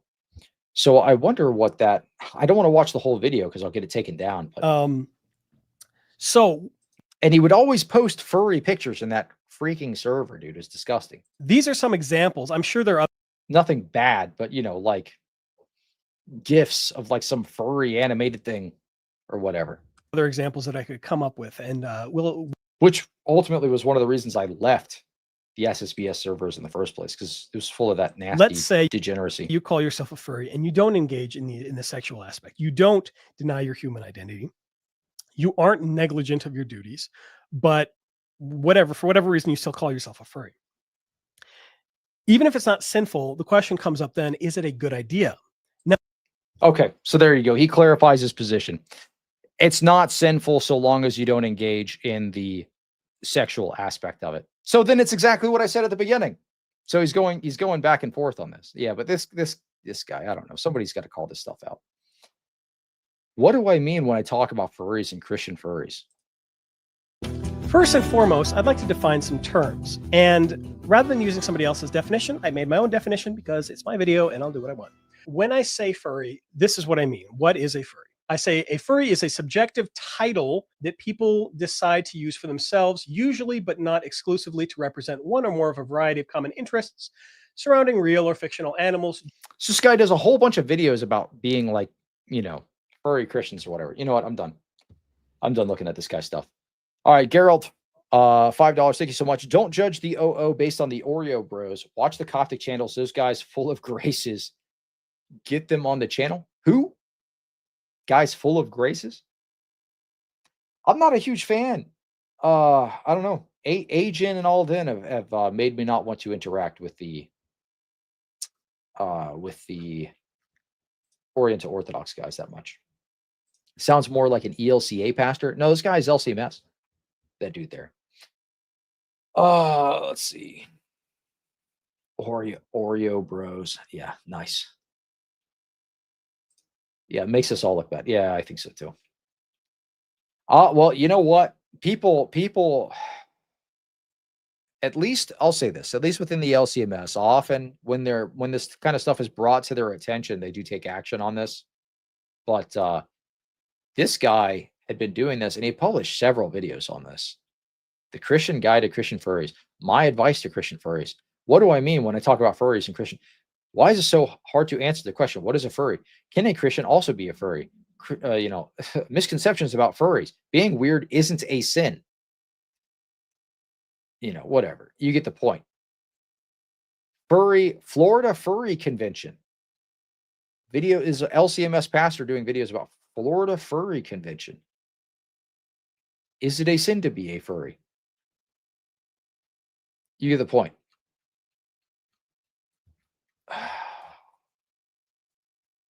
Yeah, I don't know. This kind of stuff skeeves me out pretty bad. I don't know if you can tell. All right, let me see what else. Let me look at the comments here. I gotta cleanse my eyes from that stuff, because the furry thing is, I don't know, one of the more gross topics that you can discuss. All right, let's see. Did you hear the blood marks on the RCC Eucharist, which they call miracles, was found to be red mold? There are a lot of fake Eucharistic miracles within the Roman Catholic Church. There was a whole documentary series done that walks through how they use like the same Mexican doctor to verify a lot of them. So kind of interesting if you haven't checked out that kind of information. There's a lot of fake miracles within the Roman Catholic Church, period. It doesn't mean miracles don't happen, but they fake a lot of them.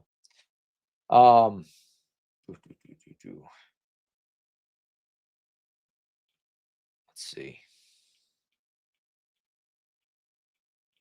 I'm going to catch up on that. Debate that priest. What the, which one? I mean, there was a Catholic priest and there was an LCMS pastor that we're talking about. Yeah, debate that priest. Sorry if you addressed the priest. I just tuned in. Yeah, so let me pull this back up on the screen so you can see this. So I was talking about a post that was on X where there was a Roman Catholic priest that was defending being a furry. This is a Roman Catholic priest, Father Matthew P. Schneider. He says, being a furry is not intrinsically sinful. This guy's a Catholic priest.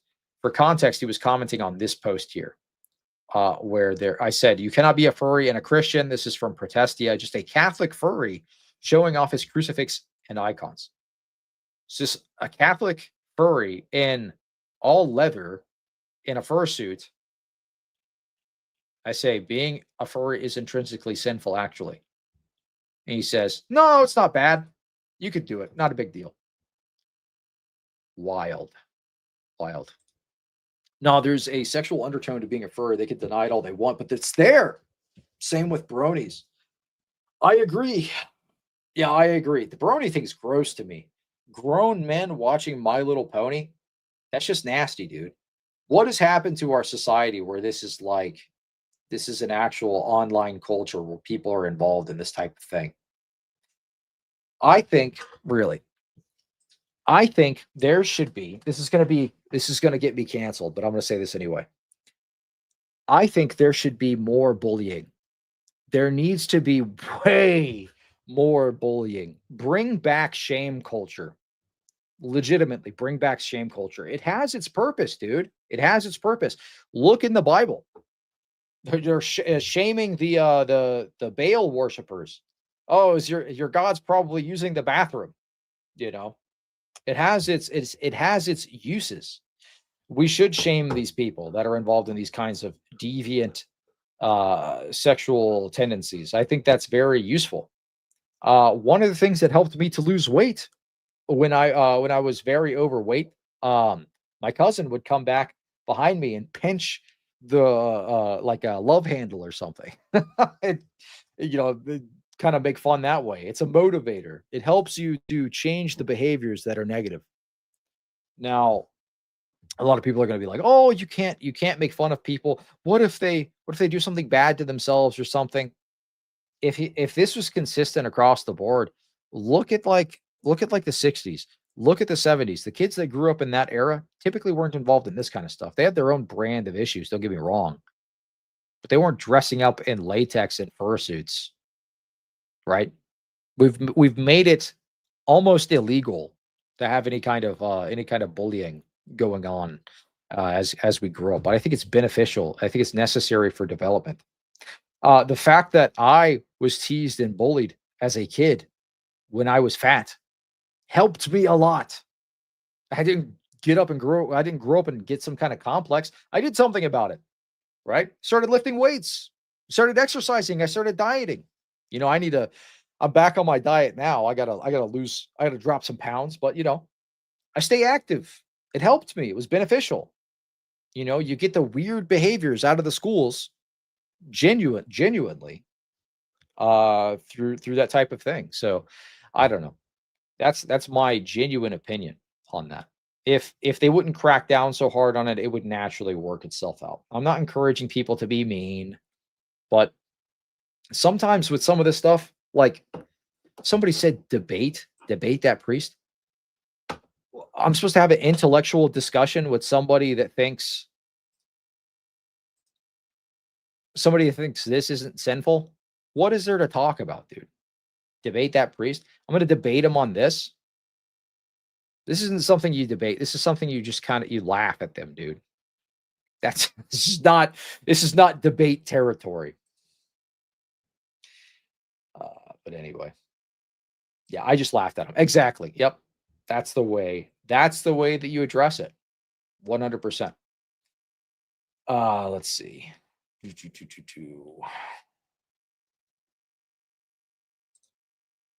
Yeah, can we include women who walk around nearly naked in the shame parade? Yep, absolutely. Absolutely. Make them uncomfortable with dressing that way in public. 100%. 100 million percent. Cleaves the fat. It's over, dude. Well, you know what? I will take that. I'll take that as motivation. All right. I'll take that as motivation to stick with I'm back on the keto diet. So thank you, my friend, for doing your duty. For doing your duty. What did you say the last live stream? You said you said something funny. It made me laugh. It was like one of the nastiest lines I had heard. It was so hilarious. You said something like you wouldn't be, you said something about join the LCMS and you'll stop being ugly or something. You said something about my hairline too. I thought that was hilarious, dude. I forget what you said. You articulated it so clearly in that one live stream, but it made me laugh. I told my wife about it. She thought that was hilarious too. Let's see. Remind me what you said, because that was pretty funny. Cleave to the love handles. Bro, it's over, dude. No, but for real, I think Christian men, you gotta exercise, dude. You have to stay in shape. This is so important. Your physical health does inform your mental health. If you're not going outside, if you're just sitting inside doing nothing all day, you're ruminating. It's not good for your brain, dude. Get outside, get some sun, lift some weights, get the blood pumping. Don't let the cortisol just sit in your head and fill up. You're going to be an anxious wreck. Plus, when you look better, dude, you feel good, man. You know what I mean? Like if I'm going to go bald, bro, and trust me, I'm going to go bald. I gotta have some guns, you know. I gotta be able to be at least a buff bald guy with a beard or something. Or you know what I'll probably do when I finally end up losing it? I'll do like the Tim Pool beanie look. I don't know. We'll have to see. I'll have to get some kind of branded beanie, cleave to antiquity, branded beanie. Let's see. You don't need keto? No, keto is good. My wife's on keto, actually. It's been working out really well for her. I'm very proud of her for sticking to the diet. I'm just hopping on it now. Because I'd like to drop a little weight. You know what I mean? I've lost 14 pounds in 9 days. Let's go, bro. That's right. I'm 6'2", 182 pounds. String bean, man. String bean. Tell you what. All right, I'm gonna leak the secret formula. You want the cleave to antiquity build? You want these, a lot of flexing in this stream. You want this build? All right, I'm gonna give you the secrets. Really, this is actually helpful though. Don't waste your time with cheap protein, dude. It's gonna kill your gains. Don't waste your time with cheap protein. Don't use whey concentrate. It's trash. Your body doesn't metabolize it well. Spend the extra money. Get yourself some whey isolate. You will literally see a dramatic increase in your gains. Whey isolate is metabolized almost instantly, and it starts to repair your muscles almost instantly. Use whey isolate. It's way higher quality. Your body will actually use a higher percentage of the protein. You get these cheap protein powders like muscle milk or whatever. Your body's not metabolizing half of that. That's why you have the protein poops after, if you're taking this cheap stuff, right? So get yourself a nice whey isolate. Make sure it's actually 100% whey isolate, not like a blend, because they're kind of shady on, you know, whatever they use. So make sure it's 100% whey isolate. Do your research. It's not like a blend or something, because they'll put that label on there, whey isolate or something, and it's just like 25% whey isolate, 75% concentrate. Don't do that. 100% whey isolate. Do that. Do creatine. You could take both types. Monohydrate. There's another type. Take both. Take both types of creatine. It helps. It retains. It helps you to kind of fill your muscles a little bit with water. It'll make your muscles more puffy, but it serves a purpose. You won't get injured as much when you exercise. So if you're lifting heavy weights, or you're doing like rapid explosive motion or whatever, or if you just want to have the bigger muscle look, take creatine. I take 5 milligrams with my protein, as well as the 2.5 milligrams that's in my pre-workout. For pre-workout, I use Gold Standard gold standard pre-workout, because it's not like the Heart Buster. It's a little bit lighter, but it's got a lot of niacin, so you still get the like niacin tingles. Let's see. How can anybody be Roman Catholic now? I have no idea, dude. But you've got, notice this though. I'll make a point about this. A lot of the Roman Catholic guys on YouTube right now, ever since the Jay Dyer Tim Gordon debate. Look, I'm gonna be completely real. I know Tim Gordon looks at my tweets sometimes. He's like reacted with some of them or whatever. I have nothing but respect for Timothy Gordon. But in that debate, that was a complete win for Jay, dude. And ever since that, they've lost back-to-back debates. Let's think about the major Roman Catholic debates that have happened lately.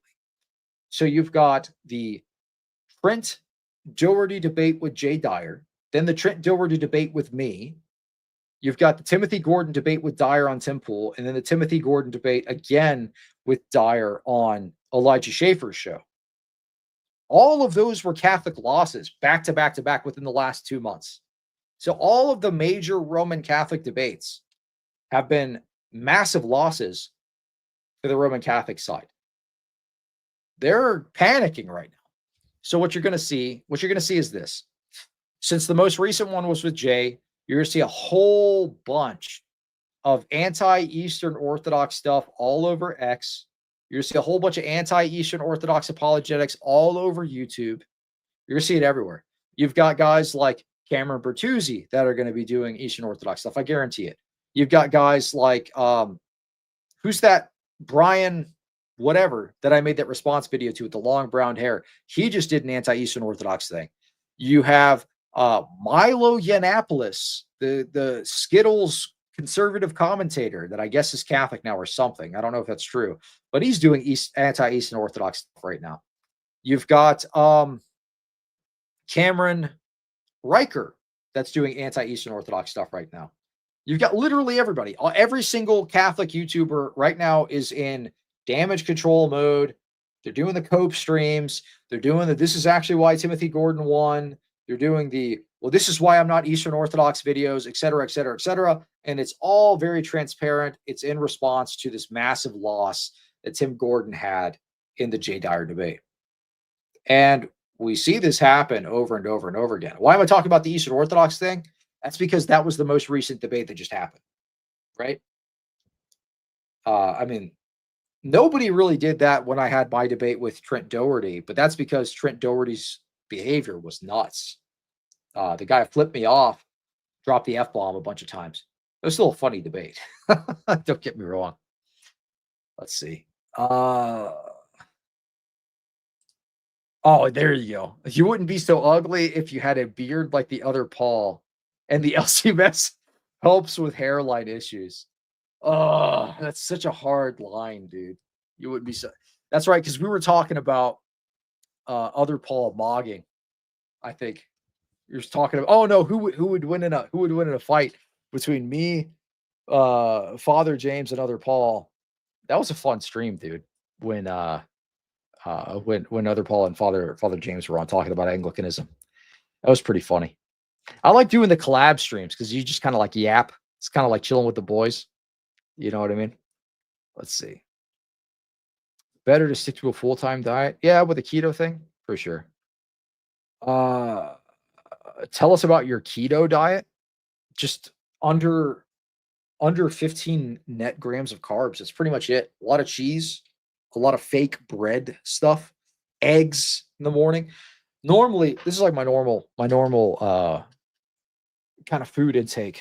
So like in the morning, I'll do like 2 eggs with a keto tortilla, small one, that's like 60 calories or something, 0 net carbs. I'll do that with like a slice of Swiss or something. That's usually my breakfast. For lunch, I'll do like a tuna, mayo, mustard combo thing. I'll make like a tuna sandwich, or I'll do just like a tuna bowl or something like that. Then I do my pre-workout. I work out around lunchtime, so I'll do pre-workout. I'll do my 2 scoops whey isolate, which is like 2 grams net carbs. And then for dinner, I do like a meat and a veggie. So I'll do like a pork loin plus green beans or something. Or I'll do like chicken breast plus carrots, something like that. You know what I mean? Or what I've liked actually is doing like cauliflower rice because it's pretty low net carbs. So you like cauliflower rice, butter that sucker up, dude. Put some salt, pepper, doctor that stuff up, and it's pretty good. It's almost like the cauliflower rice. You can almost get the taste like regular rice. It's pretty good, and it's low net carbs. I get that at the Aldi. It's like $2, maybe $1 something. Let's see.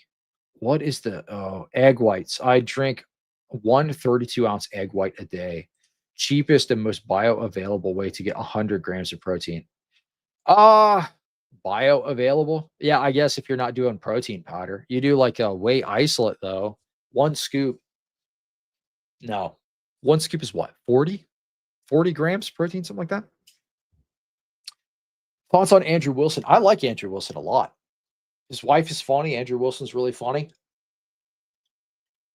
I thought it was hilarious when they were on when Andrew was on Piers Morgan with Jay debating Danny Philtalk, the atheist that I debated not that long ago.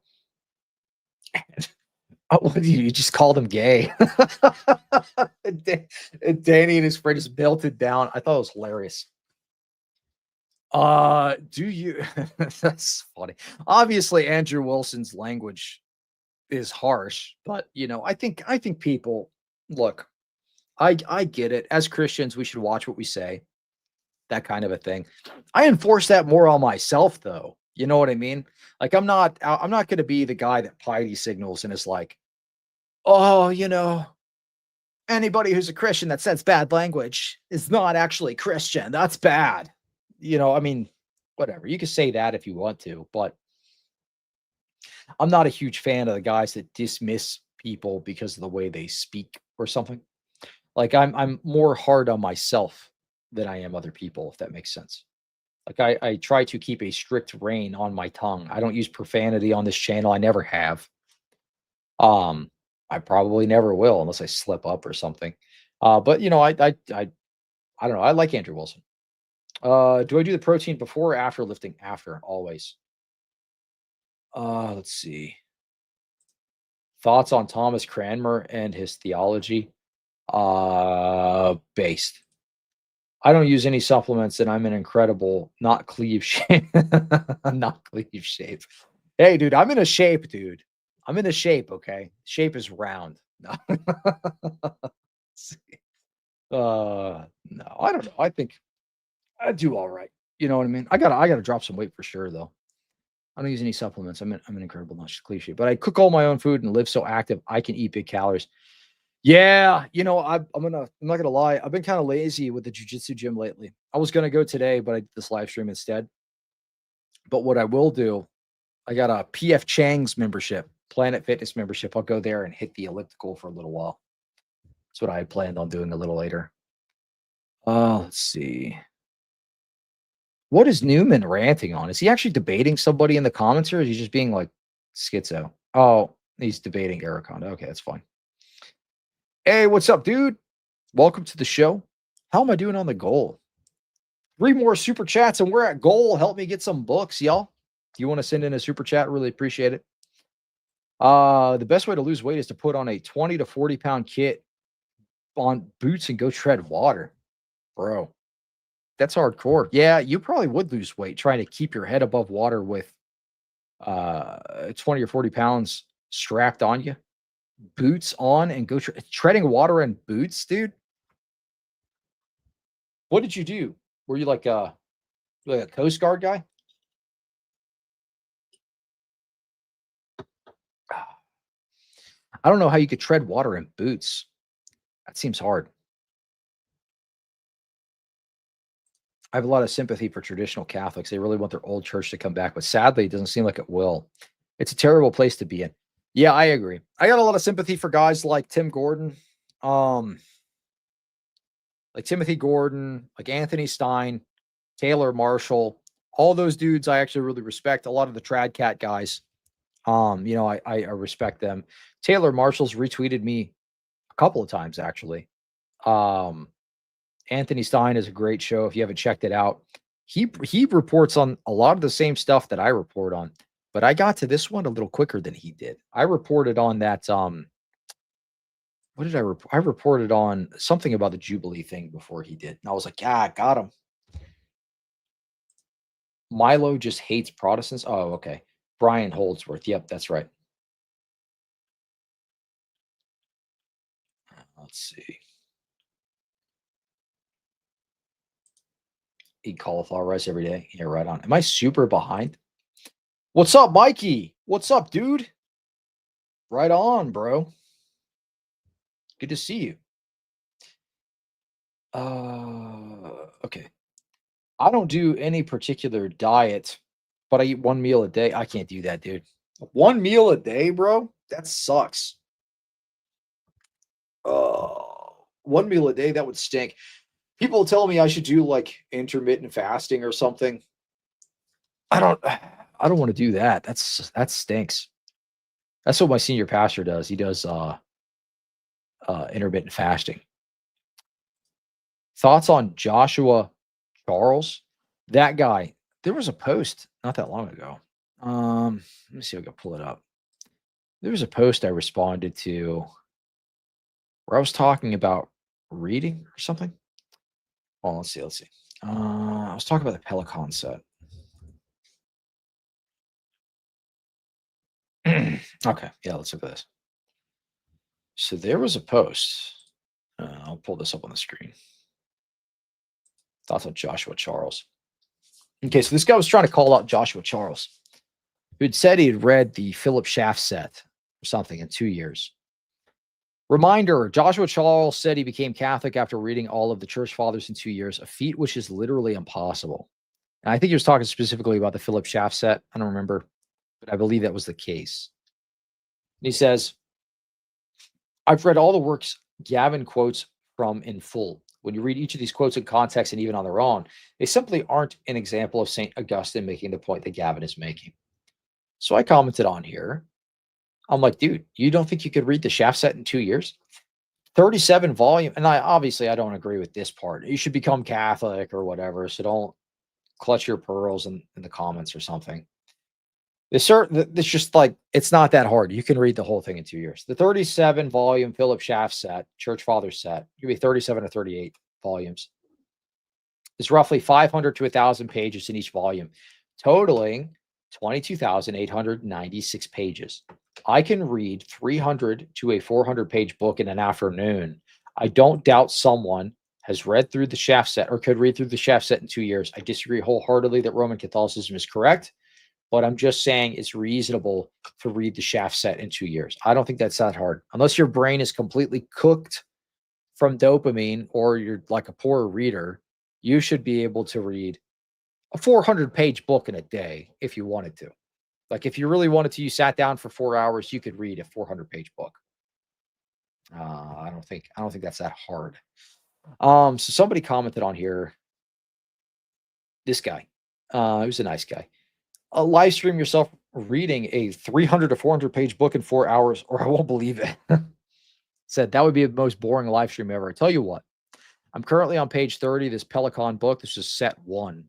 It's volume 1, which I had to order a physical copy, etc. It's about 380-ish pages. I'll finish it today to prove the point. If I don't finish it, I'll be honest about it. This was the book. And I did end up, I was like, I'm getting closer. This was like an hour or 2 hours after. It's like, I'm getting closer. I was 200 pages in. I'm taking notes and stuff. And I posted, I'm done. This was the same day. This was like, I don't know, 4 or 5 hours. Had read the Peloton volume 1 with notes. So, I mean, that's not out of the realm of possibility. I read this book in one day. The Gregory Palamas triad book. This didn't take that long. How long is this? Well, this one's short. This is only 160 pages. But I mean, if you're reading stuff regularly, dude, it's not that hard to read a 300 to 400 page book. I got I'm going to read through number 2. I might do that in a day as well. You just have to have the time to do it and be able to take notes and read effectively. So, can I show you what my notes look like? Yeah, give me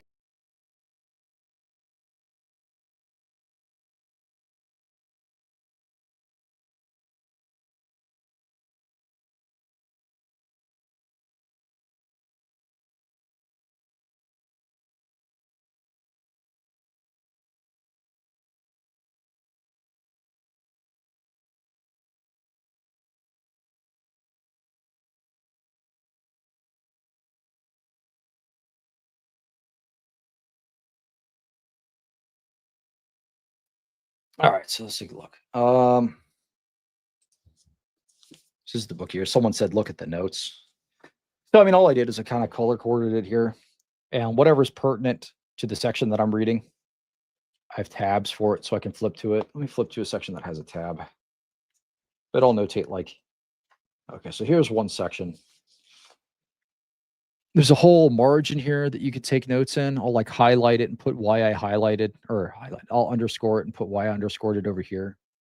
But the notes I take aren't like super, like some people will write like whole dissertations on the side as to why this section is relevant. I don't know. My brain, I don't need to do that just because preaching makes it easy to recall things based off of like keywords. So like in my preaching notes, it'll be like repentance necessary or something. And I'll be like, oh yeah, I have a whole spiel prepared on that. But that particular section, what was that, 106? So page 106. Yeah, okay. So this was the section about Montanism. The reason I had underscored this was because this was similar to modern day Pentecostals. Montanists had seizures. So I'll read to you the section here. Among the earliest critics of Montanism, there was no effort to discredit the supernatural character of the new prophecy, because Montanists, the heretical group, believed in a continuing age of prophets. They followed a woman prophet, and they would do this. Instead, these critics affirmed that the ecstatic seizures of the Montanist was indeed supernatural in origin, but claimed the supernatural involved was not the Holy Spirit of God, but was actually demonic spirits. So that was the apologetic against the Montanists in the early church, because they would do the same thing that some of the charismatics do today, where they're, ooh, I'm getting Holy Spirit blasted. Ooh. But the apologetic from that was that it was demonic. Let me see what other page with some notes on it. Oh, let's see here. So I mean, there's notes all over this thing, but you get the point. I write in the margins, and I put little tabs and I color code it. So that way, if I need to reference, because the only reason, I mean, in my opinion, I will read these books, but I'm not wasting my time reading them. I read them to reference later. So if I don't do this, how am I ever going to cite anything from these books? Notice I pump out a short every single day with citations and stuff. I wouldn't be able to do that if I didn't save citations from these books. You get what I'm saying? Okay. I'm actually planning on reading Yaroslav Pelikan. Is that the best place to start? I want to understand. He doesn't talk about that here. This is the history. This is the history. I don't know if there is a book covering why he goes from Lutheran to EO, but this is his book on the development of doctrine for the first 600 years of the church. It's just a summary, but it's a nice, neat way to present the information in a compact form. So you want to read about early church history, how they dealt with certain heresies with citations. This book is replete with citations. It's absolutely full of citations. That's what all of these little things on the side are. These are he's citing his sources in the margins. So he'll cite from the church fathers and tell you exactly where to read that information in the church fathers and what page and chapter, etc. So yeah, I do recommend this book. The first 3 I've heard are pretty good to read. So you could check that out. That's just a general kind of summary of Christian history, though. Geralt, $5. Thank you so much. You have to be able to tread water and boots just to pass basic. A school for the rate I'm in. Advanced units require treading and kit. I do it for fun. Good on you, dude. I don't think I could do it. Let's see. Did I enjoy the St. Palamas book? Yeah, I thought it was good. That book's very easy to read. It's very short. Gregory Palamas, the Triads, it's only 150 something pages. It's only like $20. You can get it online. It's a very cheap book. But I would recommend checking that out if you're interested in essence, energy, distinction, that kind of a thing. With that book, though, I took pictures. I took pictures of my citations from that text. So Let's see. I've been reading a ton of theological texts and trying to get better at my note taking, etc. I read the triads in one weekend. Also, you can read Dialogue with a Barlamite in a day. I'd like to find somewhere I can read that for free because it's a $50 book. Books are expensive, dude. It's a $50 book. Dialogue with a Barlamite in Orthodox. Crazy. Yeah, there are way more that are in the shaft set. Cool. All right, let's see. What else can I chat about? I'll keep going for a little while. Hardcover master race. Dude, I'm so poor. I mean, I read so many books. I'm not getting the hardcovers. My bookshelf looks like a hot mess in the living room. I have 2 bookshelves in there, and one of them is like full this way and full this way. I got to buy another one. What I eventually want to do in this room is I'll do like the Theo Bro background thing where I'll set up multiple bookshelves in the background and have them all nice and organized and stuff. See if I can get a book through a local university library. I guess, dude. Maybe.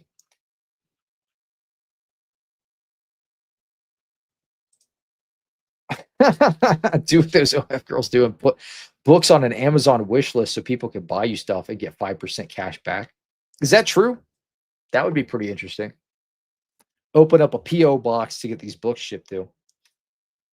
I saw Christian Furries on IP's comment section. Dude, these are wild.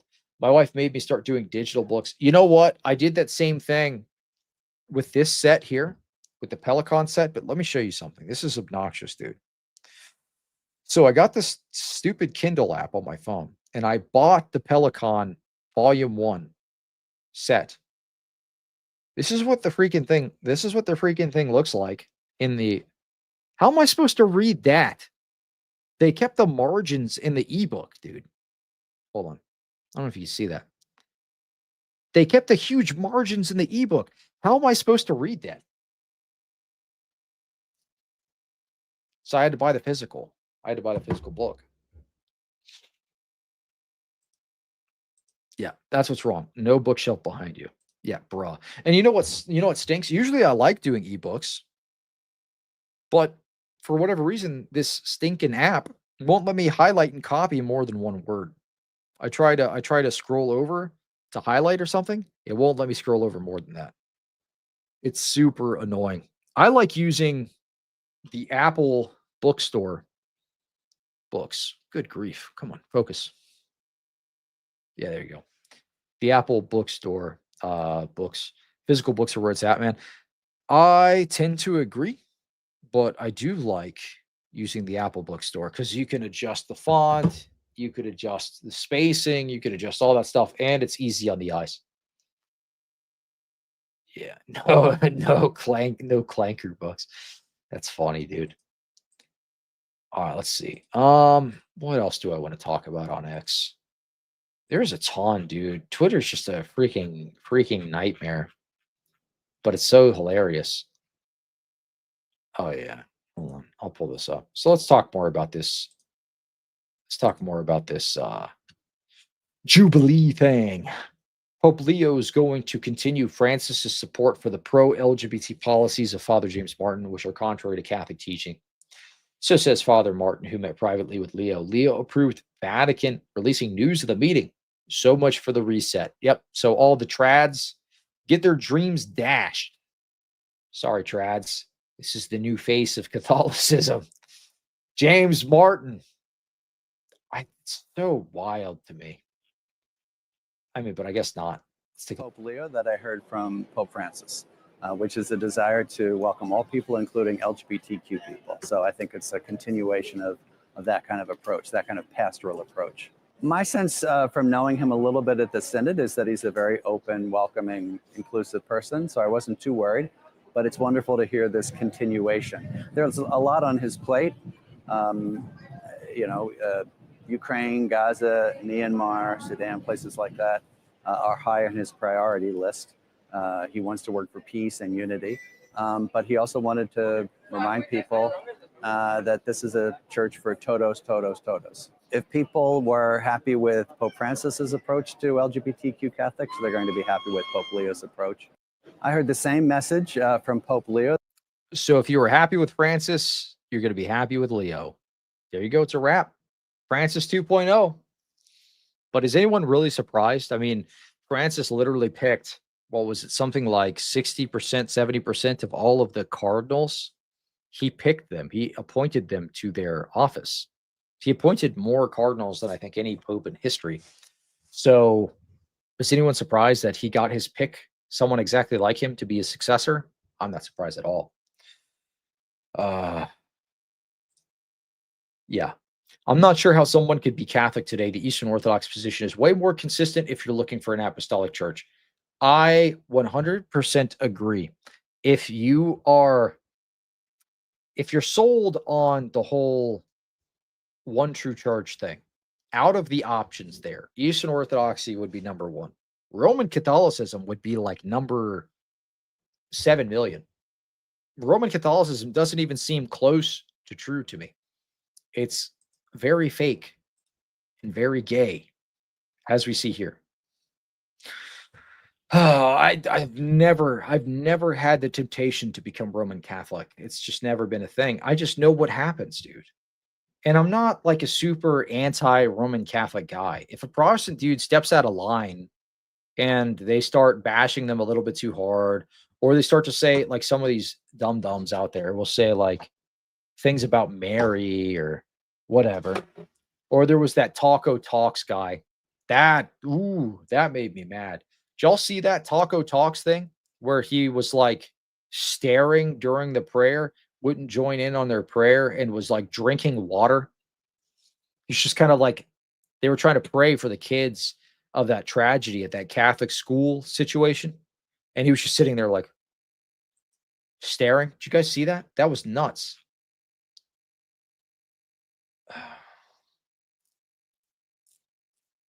Let's see. Let me see if I can pull that up, because that was wild. Yeah, the lack of prayer was concerning. Now, to be fair to him, I don't know if I even want to be fair to him. To be fair to him, though, what he said was that he thinks Roman Catholics actually pray to demons. He says he doesn't think they have the same God as the rest of Christianity. That's Taco Talks. I'm going to pull up this video, but I had shared it not that long ago, talking about, this was shortly after, he made a response shortly after I shared this video. Hold on, I'm going to pull it up. Okay. There was a So this was a debate that happened. This was a debate that happened the day of that Catholic school tragedy, where the kids tragically perished in that Catholic school. These two Roman Catholic guys, one of them's debating. Taco Talks here is prominent. He's a Protestant rage baiter on X. He basically posts rage bait. He all this week or something, he was posting like Mary AI generated to look like a demon. Like that was his like whole shtick this week. He was trying to say the apparitions are actually demons, but he just posts Mary as a demon with no context. And he's like, oh, but what I actually mean is the apparitions are demonic, and knowing that they're going to get like some kind of reaction. This guy, all right, look. So they start praying, and they're like, hey, is it okay if we pray for the, the kids or whatever? He's like, sure. And he just sits there and stares, and he drinks his water and doesn't pray with them. Now, look, I get if he's saying like he doesn't feel comfortable praying with Roman Catholics because they pray to the saints or whatever, then Taco could have led the prayer. He could have prayed for them, right? Don't be dumb. Don't be fooled by this guy in his explanation. This guy just hates Catholics. He's not sad that these people got shot. He's not sad about it. That's the actual explanation. There was a very bad thing that happened today to a Catholic church from a person. I'm sure we all know. I don't want to break the guidelines here, but I would love to say a prayer for those children and the families affected, if I may. Is that okay with you guys? What? Thank you very much. In the name of the Father, and of the Son, and of the Holy Spirit. Lord Jesus, we thank you so much for bringing us here today. We pray that we have a respectful discussion. We pray that these men speak according to what is true and only what is true. All glory to you. Lord Jesus, I want to pray for the 2 children who were deceased today in that terrible accident. Lord Jesus, please take care of them. Please welcome them into your kingdom. And for all. And he's sitting there, he's like drinking water. Look, he doesn't care, dude. He's just, when are you guys going to be done? Deceased today in that terrible accident. Lord Jesus, please take care of them. Please welcome them into He wants to make sure you know he's not praying with them. This is all performative. your kingdom. And for all of the families and all the people injured and affected, Lord Jesus, please be with them and guide them and heal them. In Jesus' name we pray. Amen. In the name of the Father, and of the Son, and of the Holy Spirit. There was a very bad thing that It genuinely makes me mad. Yeah, imagine hating others so much that you wouldn't pray for them. And you know what? Go look at the short that I posted on this recently. The amount of people that are defending Taco Talks, quite frankly, makes me sick. This is literally what I'll say. If you are a Protestant, you follow my channel, and you support what this dude did, unfollow my channel right now. I don't want you watching the channel, dude. Straight up. If you follow me and you support what this Taco Talks guy did, I don't want you following my channel, straight up. So go look at the shorts. Go look at the short that I published. Look at the comments in that short. These people are defending Taco, saying that, oh, he just did that because he doesn't think Catholics are Christians and they worship demons. Okay, great. He could have led the prayer, dude. Don't defend this guy who's literally acting like he's possessed by a demon. And he's sitting there and he's, drinking water the day of the tragedy. It doesn't pray for these people. Now, he said in his post after this happened, after the huge backlash, he says, I've done much praying about this. I just refuse to pray with the Catholics because they actually pray to demons. That was his excuse. If that was the case, dude, you could have led the prayer. But no, he had to do this whole performative thing while they're praying, and he's sitting there and they're praying, and he's, you know what I mean? If you're that anti-Catholic, dude, that you can't, this is to the people literally watching this that follow my channel. If you're that anti-Catholic, I don't want you following me, dude. Straight up. Just unsubscribe. Yeah. Love your enemies. Pray for those who, yeah, absolutely. Yeah, it's nuts.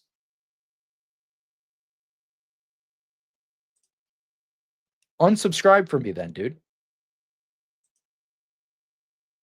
Straight up. Yeah, he was there to debate them. So this was the thing. This was a debate about sola scriptura. And this guy was asked by these 2 Roman Catholics if they could pray for pray over the situation. He does not join them in prayer. He stares and he does this whole performative thing to let you know that he's not praying with them. Sips from his water, does this whole routine here. When are we going to get done with you praying for these kids? No, dude, don't defend that. That's disgusting. You can be better than that and call out guys in your own camp that do nasty stuff like that. So anyway, avoiding Babylon is selling an incredible Protect Catholic Kids shirt to raise money for the families. I may buy one to show solidarity. All of us Christians are their perceived enemy.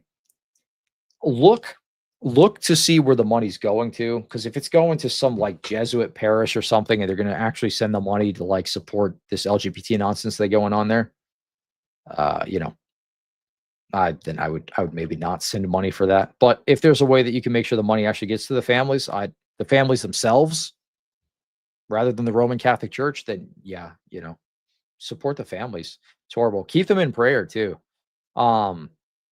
This is why I say pastors should, like the tragedy and everything that happened there. I didn't talk about this on my channel just because it's like, I don't know. I feel like it's an in-house thing for the Roman Catholics. It's a horrible thing to happen. It should never happen. And let me put this. I do a lot of like Roman Catholic apologetics where I'm talking about the flaws within the Roman Catholic Church. And I point out a lot of their errors and things like that. But if somebody was threatening one of my Roman Catholic brothers' life, I would die for them without hesitation. I would give my life to protect theirs without hesitation. I'm not so anti-Catholic that I wish harm on anyone. Let's see. Yeah, I get that, not wanting to pray with the heterodox, but you can pray for them. So he could have led the prayer. That's what I'm saying. And you don't have to do this big performative thing where you're sitting there like that's completely different than holding to I shouldn't pray with the heterodox. Sure, but you can pray for them. You could have led it. I had Father Joseph Swayden on the channel, and he led the prayer. Because he told me specifically before one of the debates that we did, he's like, hey, we have this belief in the Orthodox Church. We don't do this kind of joint prayer with the heterodox, but I can lead. I can say a prayer. Go ahead, dude. You can say the prayer. That's fine. Not a big deal. That's what he could have done. But he did that completely as a performative thing. This with the exaggerated. When are you done? Yeah, I agree.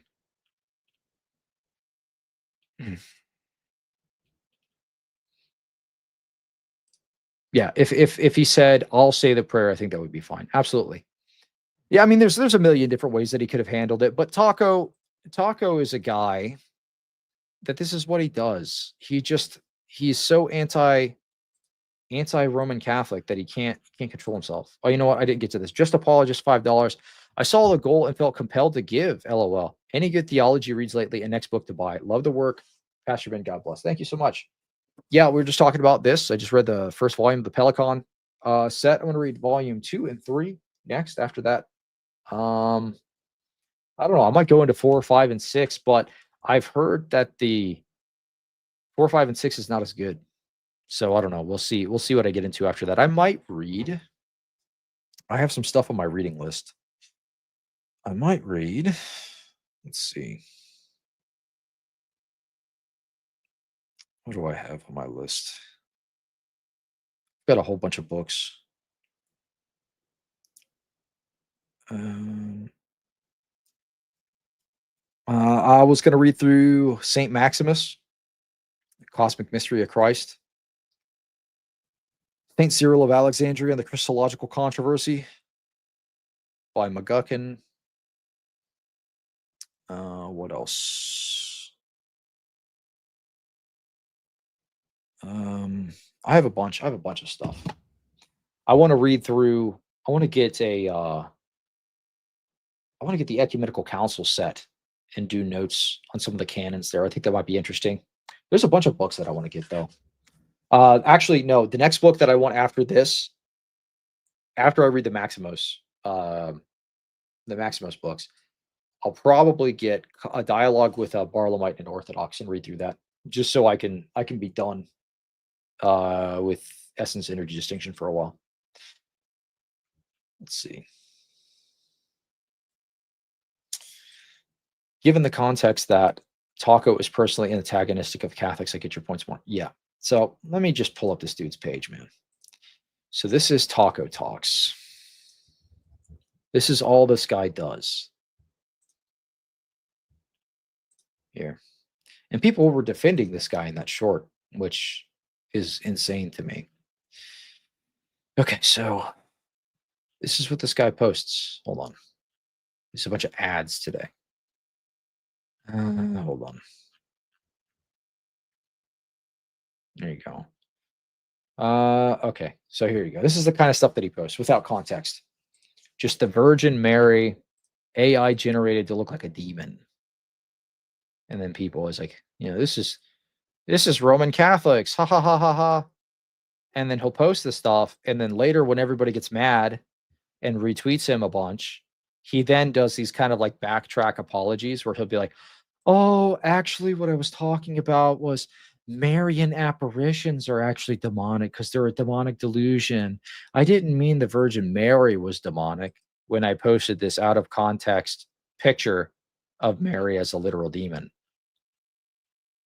So, I mean, that's just kind of his shtick. He'll post something rage baity, and then he'll give some kind of like half like you know, kind of backtrack on whatever he said.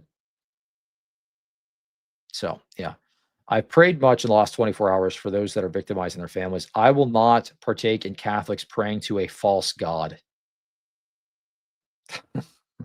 Someone commented, this guy's a slop poster too, Bishop, but yeah, wild. Anyway, you get the point. He does that kind of stuff where he'll basically rage bait, then make like a conciliatory post. Oh, that's actually not what I meant. When I posted the Virgin Mary looking like a demon AI generated, what I actually meant was the apparitions were demonic. That's just kind of what he does, dude. It's just baiting, slop posting. Yeah, slop. Absolutely. Yeah, I don't know. Hold on. What am I looking at? Oh, hey, we only need one more super chat. We're at goal. Let's go, boys. One more. But yeah, Taco Talks, not a huge fan. There are a couple of guys on X that do this same thing. And I really, dude, I'm going to be completely real. The people that follow this channel, just because I do anti-Roman Catholic content and stuff, that's fine and all. But don't be so anti-Catholic that you literally call Mary demonic or make like, dude, even if you have this like hidden context in your meaning, making posts like this, you don't think that's going to make Jesus mad? Like you make the post and then you don't elaborate on it until after people call you out. Like that would be like me posting a big gay flag on my X bio or something, on my X account or something, and then saying, well, actually, what I really meant was the promises, God gave to Moses or something. Or like I'll post a gay flag doctor to have the whatever, the colors that match up to the Mosaic promise rainbow or whatever. I mean, that's basically what he's doing, is rage bait. I don't respect that. Let's see. Ken Oka, $5. Thank you so much. Hey, we reached goal. Goal! Let's go, boys. Do I like Leviticus is fun? Bill Bray? Who is that? I've never heard of that guy. Leviticus is fun? I don't know who that guy is. He looks like Craig Truglia. Hold on, I'm gonna pull up this.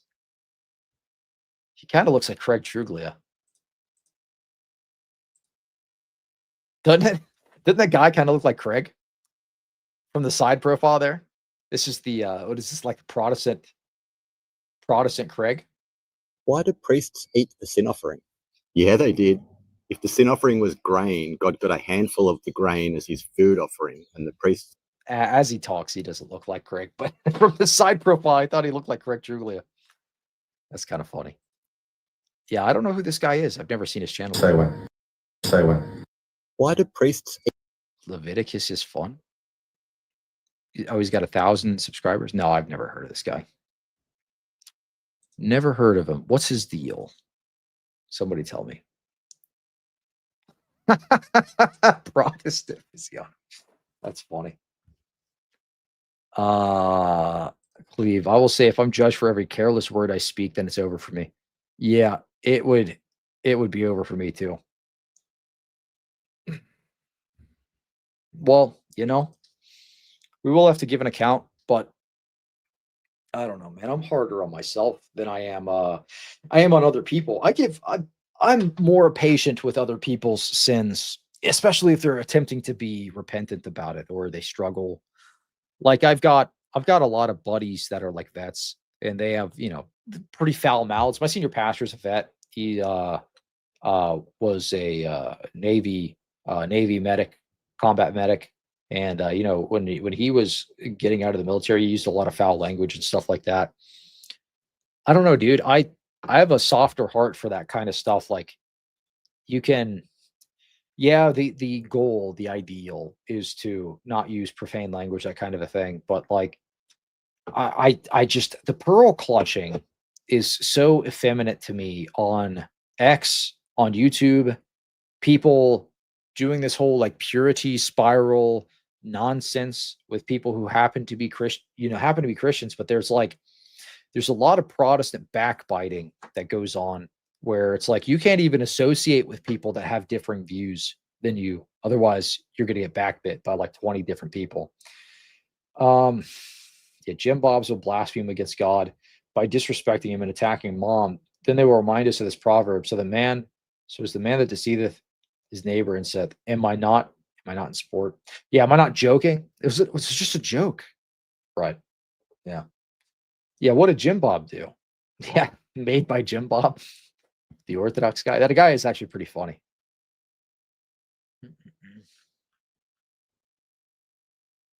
What do I mean by Jim Bobs? So it's kind of like the nickname for the like crazy evangelical dudes. Like not all evangelicals are crazy. That's not what I'm saying. But the crazy evangelicals that are like, if you believe in the perpetual virginity of Mary, you're a crypto papist. You're a Jesuit spy. I know you's a Jesuit spy. Or like, what would be another like, oh, you talk about the Virgin Mary. I know you're a Roman Catholic. Those kinds of guys. Like anything that's even like slightly Catholic. Like they'll look at Lutherans like they're like apostate or something. Or these guys that were freaking out that that one dude became Anglican. You know what I mean? Those would be like Jim Bobs. Like who?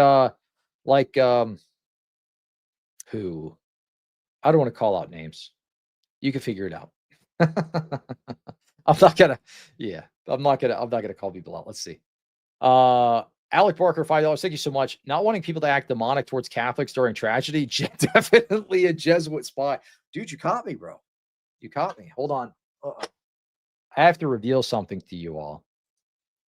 I've secretly been an undercover Jesuit spy this entire time. I've been hiding something within plain sight. Look, I'm going to show you something, okay? I've been hiding something within plain sight in every single video. You know what's above me? You know what's above me in every single video I post? Look at this. Oh no. He's got the crucifix. He's got the crucifix to the cross with the corpus. Jesuit spy. Of course. Confirmed. 100% confirmed Jesuit spy. My secret crucifix above the painting. Bom, bom, bom, bom, bom. I used to get comments like that in my shorts a lot. Yeah. Yeah, I used to get comments like that in my shorts a lot when I would do like the selfie shorts or whatever. And they would see the crucifix and they'd be like, is this guy Catholic? Is this guy Catholic? People don't really look into the channel that much before. They just see like number of followers. Okay, good. Interaction on posts. Okay, good. Like the rule of thumb is like if you get 10% of viewers that watch your videos, every video, like 10% of your followers, your subscribers or whatever, then you're typically like you're an engaging channel and people are paying attention to what you post. I get like 30% normally. Like it's like like 3,000 views, 4,000. I'll average like 3,000 views a video. So I get good engagement. So I'll get people reach out to me. I just had a Catholic lady reach out to me today that thought I was Catholic, that wanted me to do like some Catholic partnership program or something and get funding. I'm like, dude, I'm not Catholic, bro. I'm a Protestant guy. $2. Thanks, man. Don't lie. You're a Fed, not Jesuit. Oh, wait, same thing. Hold on. You're so right, bro. Hold on. I'm a glowy, bro. That's what you don't know. Secretly been an undercover Fed this whole time. This is my actual identity here. Mr. Fed, Mr. Federal Agent himself.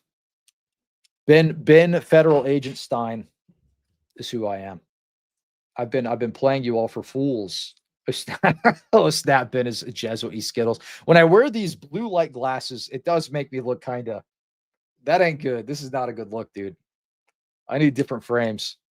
I got these cheap. They're like $10. I was like, I'm staring at screens too much. It's making my eyes hurt. Second commandment violation. I just like flashbanged all the reformed guys in the in the live stream. Flashbanged them with the Jesus on the cross. Does my wall have a secret lever that flips over with a effigy of Saint Ignatius of Loyola, like that one Jesuit church? Yeah, absolutely, 100%. The mustache is giving undercover. Yeah, but if I like look down at you from the mustache, I just look like I could take some selfies where it's like right here, and it's like my nose is hanging over the mustache, just like Waluigi. You know what I mean? I should do that for a thumbnail sometime. That'd be hilarious. Jay Dyer is our KGB Pope. Hairline, it's over, dude. Yeah, my hairline is jacked, bro. I've got a good maybe 1 more year. Then I'm going bald mode and it's over. I'm just going to shave it all. I'm going to get one of those little scalp things. Shave the whole thing up. I'll embrace the beard life, bro. I'll embrace the beard life. You know what? Sometimes I don't like having the beard though, because I've actually got a decent like jawline, you know, especially when I'm like low body fat. It's kind of like, you know, ooh, like I can do the whole, what's that mewing meme? You're like, but you can't see that with the beard, dude. But I do agree. Somebody with a large YouTube following said to me one day, they said, Ben, you should keep your beard. It would be a good, like, you know, like you want to keep the same look or whatever in your videos. So keep the beard. So I kept it. Yeah. When he has low body fat. Yeah, that's right. Dude, I'm not going to lie. I do have a little bit to go, straight up. I wouldn't consider myself like in peak physical condition right now. Ark of the Covenant is kryptonite for iconoclast. Yeah, I completely agree. Yeah, it's got 2 cherubim on it. It's got 2 cherubim on the ark itself and the curtains. All of that, the staff as well, would be kryptonite for iconoclasts. Craig Trugly actually has a pretty good video on the history of icons in Christianity, with some examples of icons as early as the 1st century. So kind of interesting. And then carvings and inscriptions in the 2nd century, which are very interesting as well, in that icon video that he did. What's wrong with bald, bro? Dude, I just don't think it's a good look. I'm not there yet, man. I like what little hair I have left. Okay. I want to keep it for as long as I can until I'm Homer Simpson mode with like 3 hairs going across. No, I'm waiting. I'm waiting for this to connect right here. Then it's over. Then I'm done. I'm shaving this thing off. I'll start wearing hats. I'll look like Cannon and Creed. When we do collabs, you won't be able to tell us apart. Notice he always wears the hat in his streams. That'll just be my look. Or I'll go beanie mode like Tim Pool. Let me see. For those of you that don't know who Tim Pool is, let me pull up a picture. I'll go beanie mode, just like Tim Pool. Oh, does he not have an X, dude? Whatever. Guy that wears a beanie. You could picture what a guy that wears a beanie looks like. If you go bald, people may mistake you for an atheist. What am I going to look like? Matt Dillamonkey? Yeah, cleave the beanie. Hold on. You just need to join a patristic church. The vestments aren't for piety signaling, but for covering up balding. Read Saint Clean. He writes about that in Good Cleaning Products. Yeah, exactly. Cleave is full millennial. Yeah, exactly. Cleave to Gillette. 100%. Aaron Raw. Dude, Aaron Raw looks evil. He looks like a villain. Aaron Raw, you couldn't pick a worst representative looks-wise to be like your atheist defender. This guy looks like an evil wizard. Hold on. This guy straight up looks like an evil wizard. Let me just share this real quick. Like you have no problem figuring out who the bad guy is in this movie. Aaron Raw literally looks like he's going to cast a spell on us. He's going to turn me into a frog and throw me off the tower or something. He looks like I'm watching like an old D&D movie, like a low budget D&D movie, where there's like a giant 3D, poorly CGI dragon. Like I could just picture an 80s poorly CGI dragon coming up behind him or something. Looks like a Power Rangers villain. I don't know. You couldn't pick a worse representative of atheism. Like if you wanted it to seem like the rational position, you got this guy. This dude just looks evil. Looks like an evil wizard. This guy? I don't know. Is that an intentional thing? Is this guy a Satanist actually? Or is he just he's just an atheist?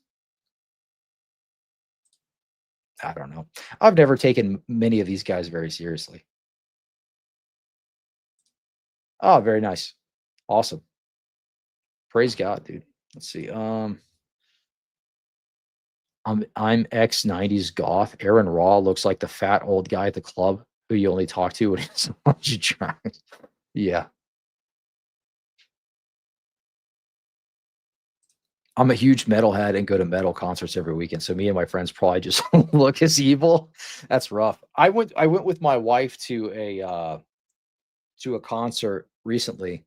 It was forget some electronic band. So we went to like an electronic band. It was like a small venue or whatever. And I was expecting like a lot of the people in the crowd to be like very cringe, but it was actually pretty normal. They just look like people that you would see at like a comic book store or something. Like those are my people, dude. You know what I mean? Like the comic book store thing. This is the thing that makes me mad though. So I actually like indie music. I like indie music. I like Circa Survive. I like I grew up like in the scene era, the emo era, that kind of thing. I like Chiodos. I like all of those bands. But that whole scene is so gay now. You almost can't like it. Like I feel like if I were to go to a Circa Survive concert now, it would just be a bunch of dudes with like rainbow flags or something. And like, you know, I don't know. You just can't enjoy it the same way that you did back in the day because it's a different scene. Like all the like emo stuff, all the metalhead stuff, I feel like has been taken over by these people with like pride stuff. Let's see. I don't know. Metal has changed a lot. It became a lot more conservative. It's filled with a lot of very Second Amendment type of people. Oh, there you go. Well, that's cool. That hasn't been my experience though. At least like going to places or whatever. Because like I don't drink or anything. I'm like pretty low key guy, but you go to some of these event things. Oh, here you go. Goth has become gay. Metal and punk has become pretty basic. I don't know about punk, dude. Some of these punk bands, like look at the Dead Kennedys now. The Dead Kennedys, all those guys are progressives now. Who else? There were some good in the 90s. In the 90s, there were some good early 2000s. There were some good Christian punk bands. Anybody ever heard of Dogwood? That was a good band. They have a good song. If you haven't heard this, you want like a good, like heavy, like skater punk kind of sound. Look up Dogwood, the song Firehead. I wish I could play it on here, but they'll copyright me, which is so stupid. But yeah. Yeah, Dogwood was a great band. Firehead, awesome song, dude. Yeah, all the punks where I am are lame male feminists. That's the impression that I got. The punk scene now. There used to be a cool venue near me where they would do like local shows and stuff. And a buddy that I used to work with played in one of the bands, and I would go there and hang out with him or whatever. This was years and years and years ago. But like if that place was open today, it would have like rainbow flags and stuff all over it. The venue that we went to for this show, the electronic show, wasn't like, I don't know. It wasn't like, it's not like a like all these indie places, they'll have like their like pride events or whatever, and they've got like, I don't know. You look behind the bar or something, and it'll have like a pride flag or something. Again, I don't drink at all, but you go to these venues, they're like, oh, we're like, oh, You know, if you're into indie, you got to be gay. If you're into punk, you got to be, gay. Strange. Strange the way that the culture has been subverted or healing now, I feel like, as a society. We're becoming more conservative. We're becoming less cringe. But there's still the remnants of this 2016 to 2020 era are still up there in the air. Or 20, no, not 2016, 2020 to, no, I would say 2016. 2016 to about just before the start of this last presidency, this Donald Trump presidency here. It's slowly started to shift because people got sick of the Biden stuff, which it's not all about the president. This guy like normie, like politics, whatever. But the culture, dude, people forget how toxic the nasty liberal culture was under this last administration. It was insufferable. The COVID stuff was crazy. All the lockdown stuff was crazy. People forget. It's going to get memory hold because we're going to go back to somewhat normal here in a little bit. And all this stuff's going to get memory hold. That they lock down the churches. You've got pastors who literally closed their church, like denied you the sacraments, dude, over a flu, basically. And then you've got during that time, you couldn't even say like black. You know what I mean? You couldn't say like black person. Like you couldn't say that word. You have to say like African American. We were so zonked in the last 10 years or so. And it's just going to get memory hold. Striper was a Christian hairband. Yeah, that was good. Let's see. Yeah, a lot of the bands are progressive, but crowd is more conservative. There's even an Orthodox group called Punks and Monks. Nice. Which is a bunch of monks that get in leather jackets and go to metal concerts. That's awesome.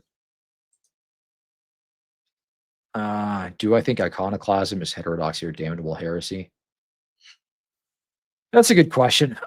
This is what I'll say, because there's a lot of people that follow this channel that are Calvinists. I don't want to be too heavy-handed, but I would say this. If I was Screwtape, the demon from the Screwtape letters, I would be a hardcore iconoclast trying to destroy all of the beauty within the church if I was the Screwtape demon. So, I mean, I have no issue with Christian art. I think it's a wonderful thing. I think we should have more of it. I think we should have more big, beautiful cathedrals. We should have more big, beautiful churches, more wonderful paintings made, artwork, culture, statues, all of this stuff, all of these monuments that celebrate the beauty that is the Christian religion. We should have more and more of this stuff. Anything that seeks to tear down this kind of beauty rather than build it up, I think is not great. So you should have Nisa on, a deconstructed trans woman that went on to being a man when he accepted Christ. Now he's searching for a church. I don't know who that is. Speaking of furries, I remember a Catholic priest that went around blessing dogs. What are your thoughts? People do that all the time. That's a Saint Anthony thing, and that's not isolated to Catholics, Roman Catholics only. Anglicans do that too, and so do people in other Protestant traditions as well. You can bless a dog, dude. You can bless whatever you want. Bless a book, bless a phone. You're just asking God to bless that thing. I don't think there's a big deal with that.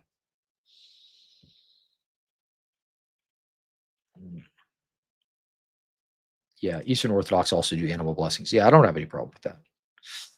No issue. Yeah, remember all that when the midterms come up. Dude, so I'll say this and then I'm going to wrap this up. There's a... yeah. How do we know you're not a Screwtape demon, Fetty? You'll never know, dude. You'll never know. Hold on, dude. Is there a red evil mode? There you go. Now we're on evil. We're on evil mode. We're on Screwtape demon hours. No, I'm just kidding. Lord forgive me. Lord have mercy. No.